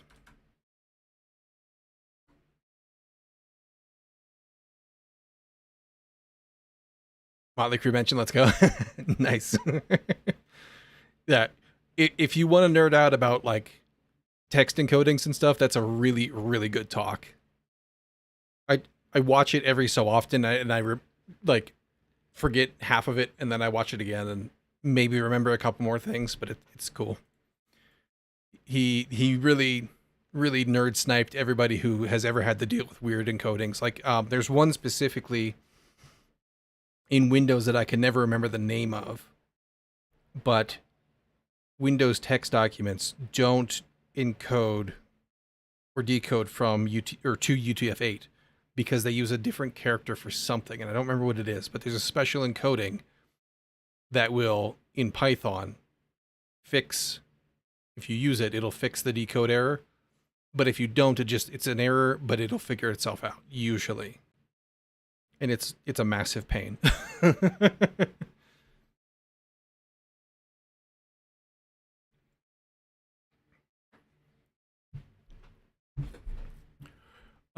Yeah, speaking of pains, files.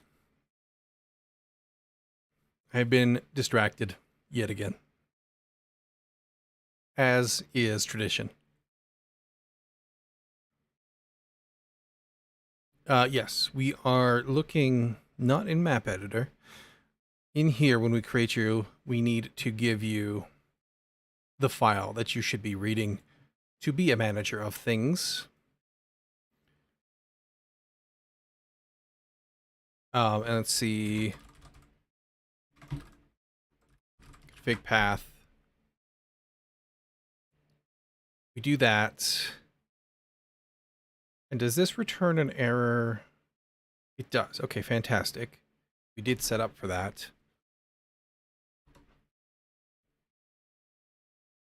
We have invalid manager type. That's good. And then we'll check the file and make sure that we can read it. And actually, we can get away with doing this.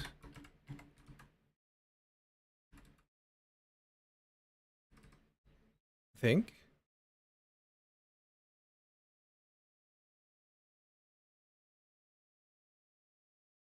Join returns a string. Ah, right. Commas. And we can actually ditch this for now. We will need to bring it in, but eventually. But right now, it's just adding complexity for no tangible benefit. We'll just do that. You get scale config path. Attribute. Config file. Path.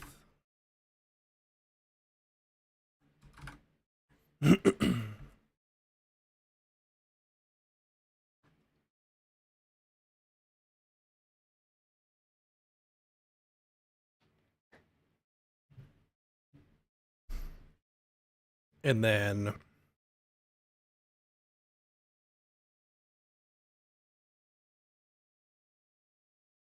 over here,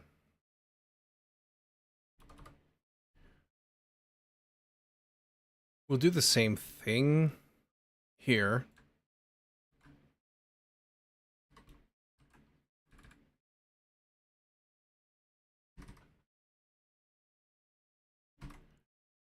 except for it won't be this.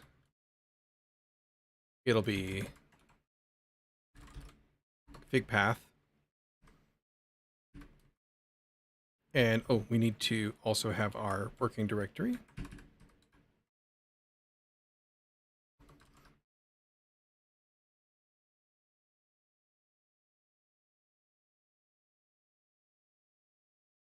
And you, oops, we don't do that. We do an error here because we have that. Nil. Actually, just do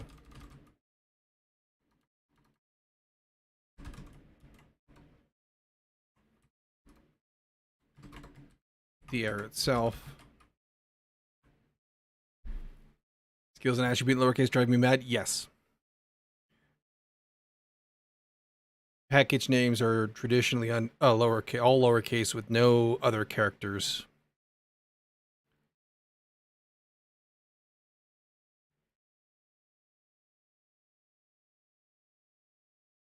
And that's one of those things where I prefer an underscore or something, but we follow Go. And they're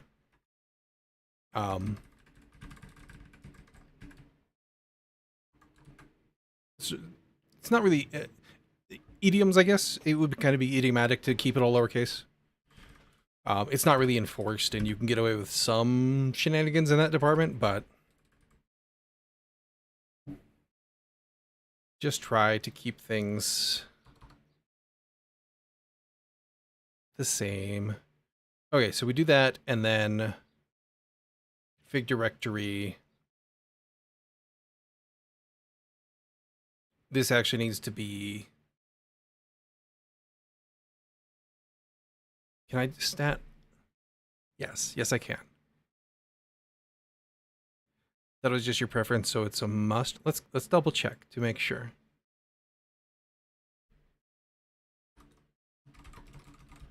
It's not really my preference by any means.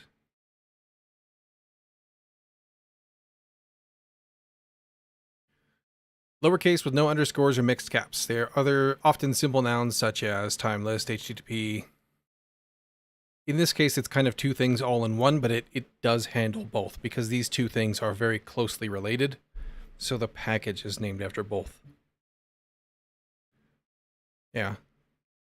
Typical another language might not be idiomatic in a Go program.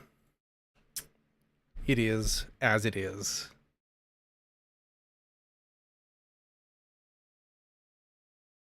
Not really a must, but a should. So that should still work.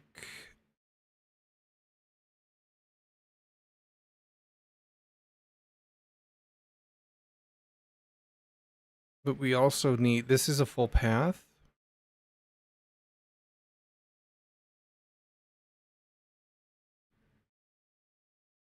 So we actually need to do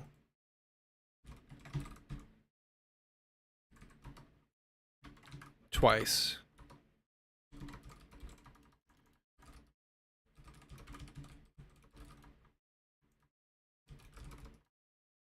Because this is a file path, not a directory path. We don't have to do any of this because of the file picker nonsense.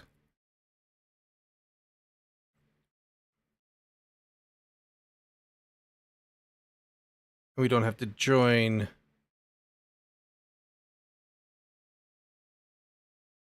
We just need to open this guy.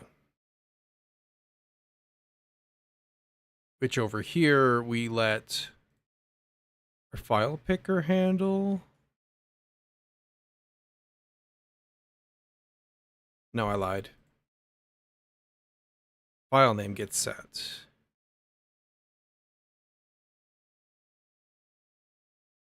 Which from the selected file, right. Load map. We have this. Ah, yes. What we want to do is load using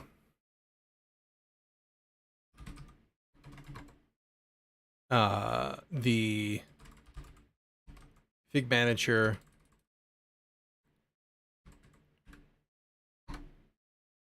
so we actually need to do this first because this will be different based on what kind of manager we are.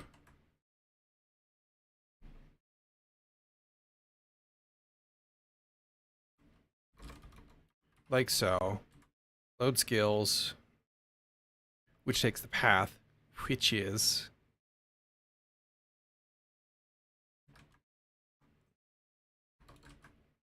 ooh. This isn't good. We need to rewrite this. This won't work.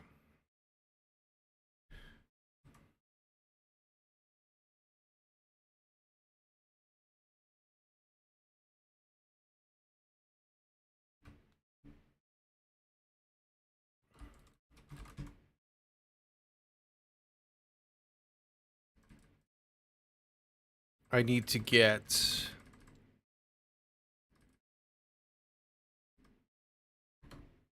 this is just the extension, right? Yeah.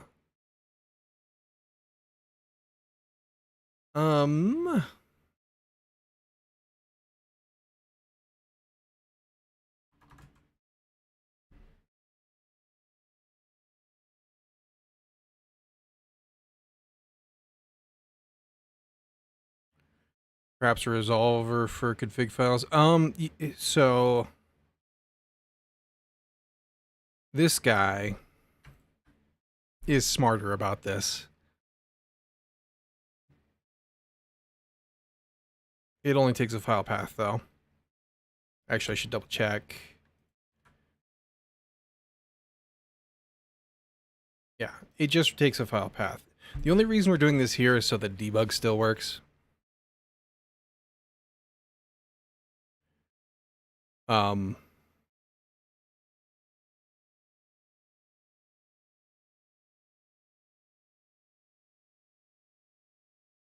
and arguably we should do it at the upper level here, but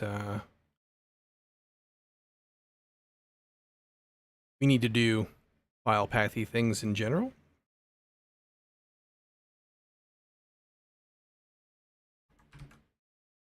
Because, like if we do this, right,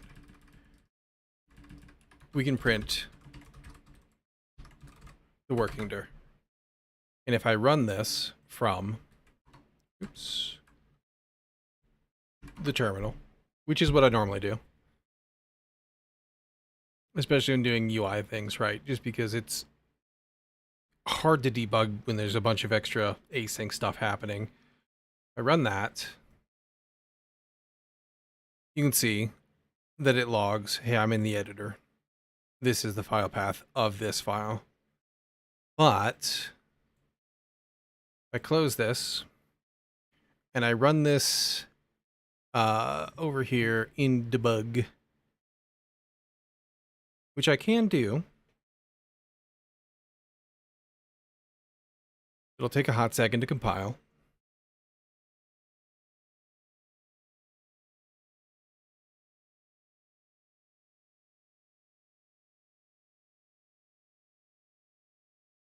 And I think that's actually why I split the path and the file name in the other case. And I might continue to do that for the sake of this. I'm not sure. Arguably, I should just parse it here. But this is all kind of just quick placeholdery stuff to get things wired up until I do a proper config for this. There we go. And you can see, oh, I'm actually at the root when I debug.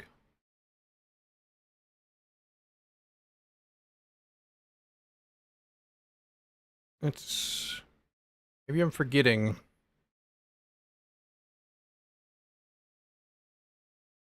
Why would I be at the root?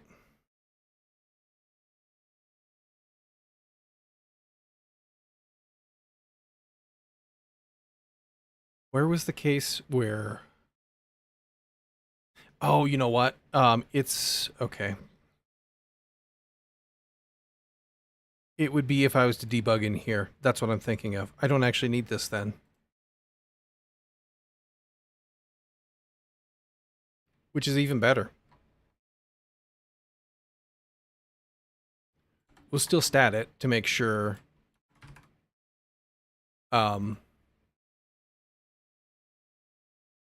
Oops. Delete this, keep that. We'll still stat it to make sure that it exists. Although it doesn't really matter, because this guy will error. So yeah, maybe we don't care.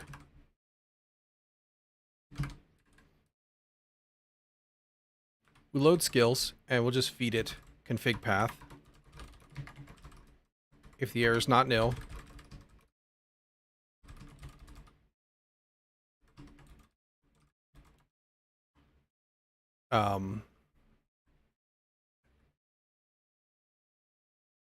we don't even need to wrap this.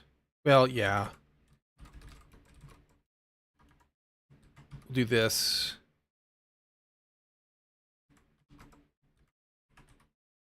And this will be T, which will give me manager type. Yes, don't even need to say manager after you. And then we'll give you the error back to wrap it all up nicely. Otherwise, items will return a list of skill. And for this, we need to go through the list and the available items.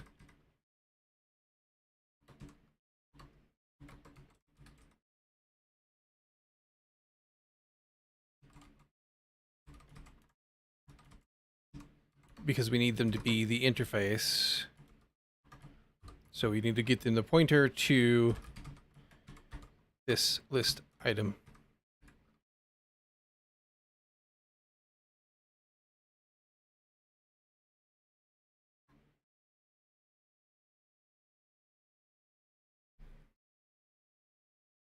Why can't I use you as a list item? Oh,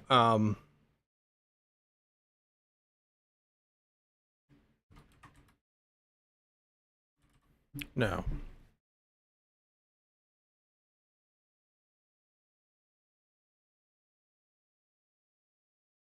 You are this kind of skill.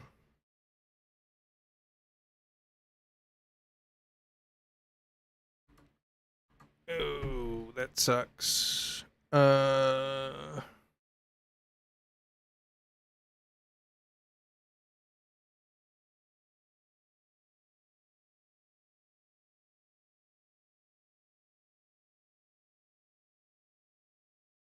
What is the difference between you?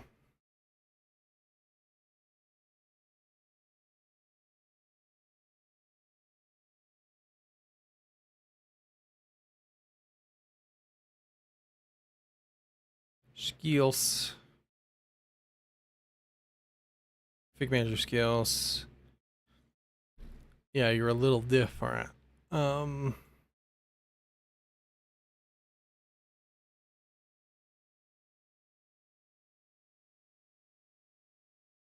But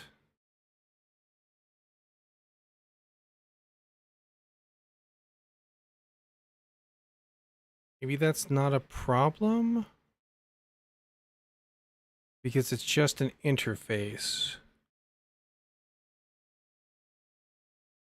Oh, sorry, I totally missed you, Misha. Gonna try and get some sleep. Hopefully I can go back on Friday and tell you that I started my life as a farmer. Nice. You're probably already gone to sleep, but if not, sleep well. We'll catch you Friday. Have as good a week as you can with Java.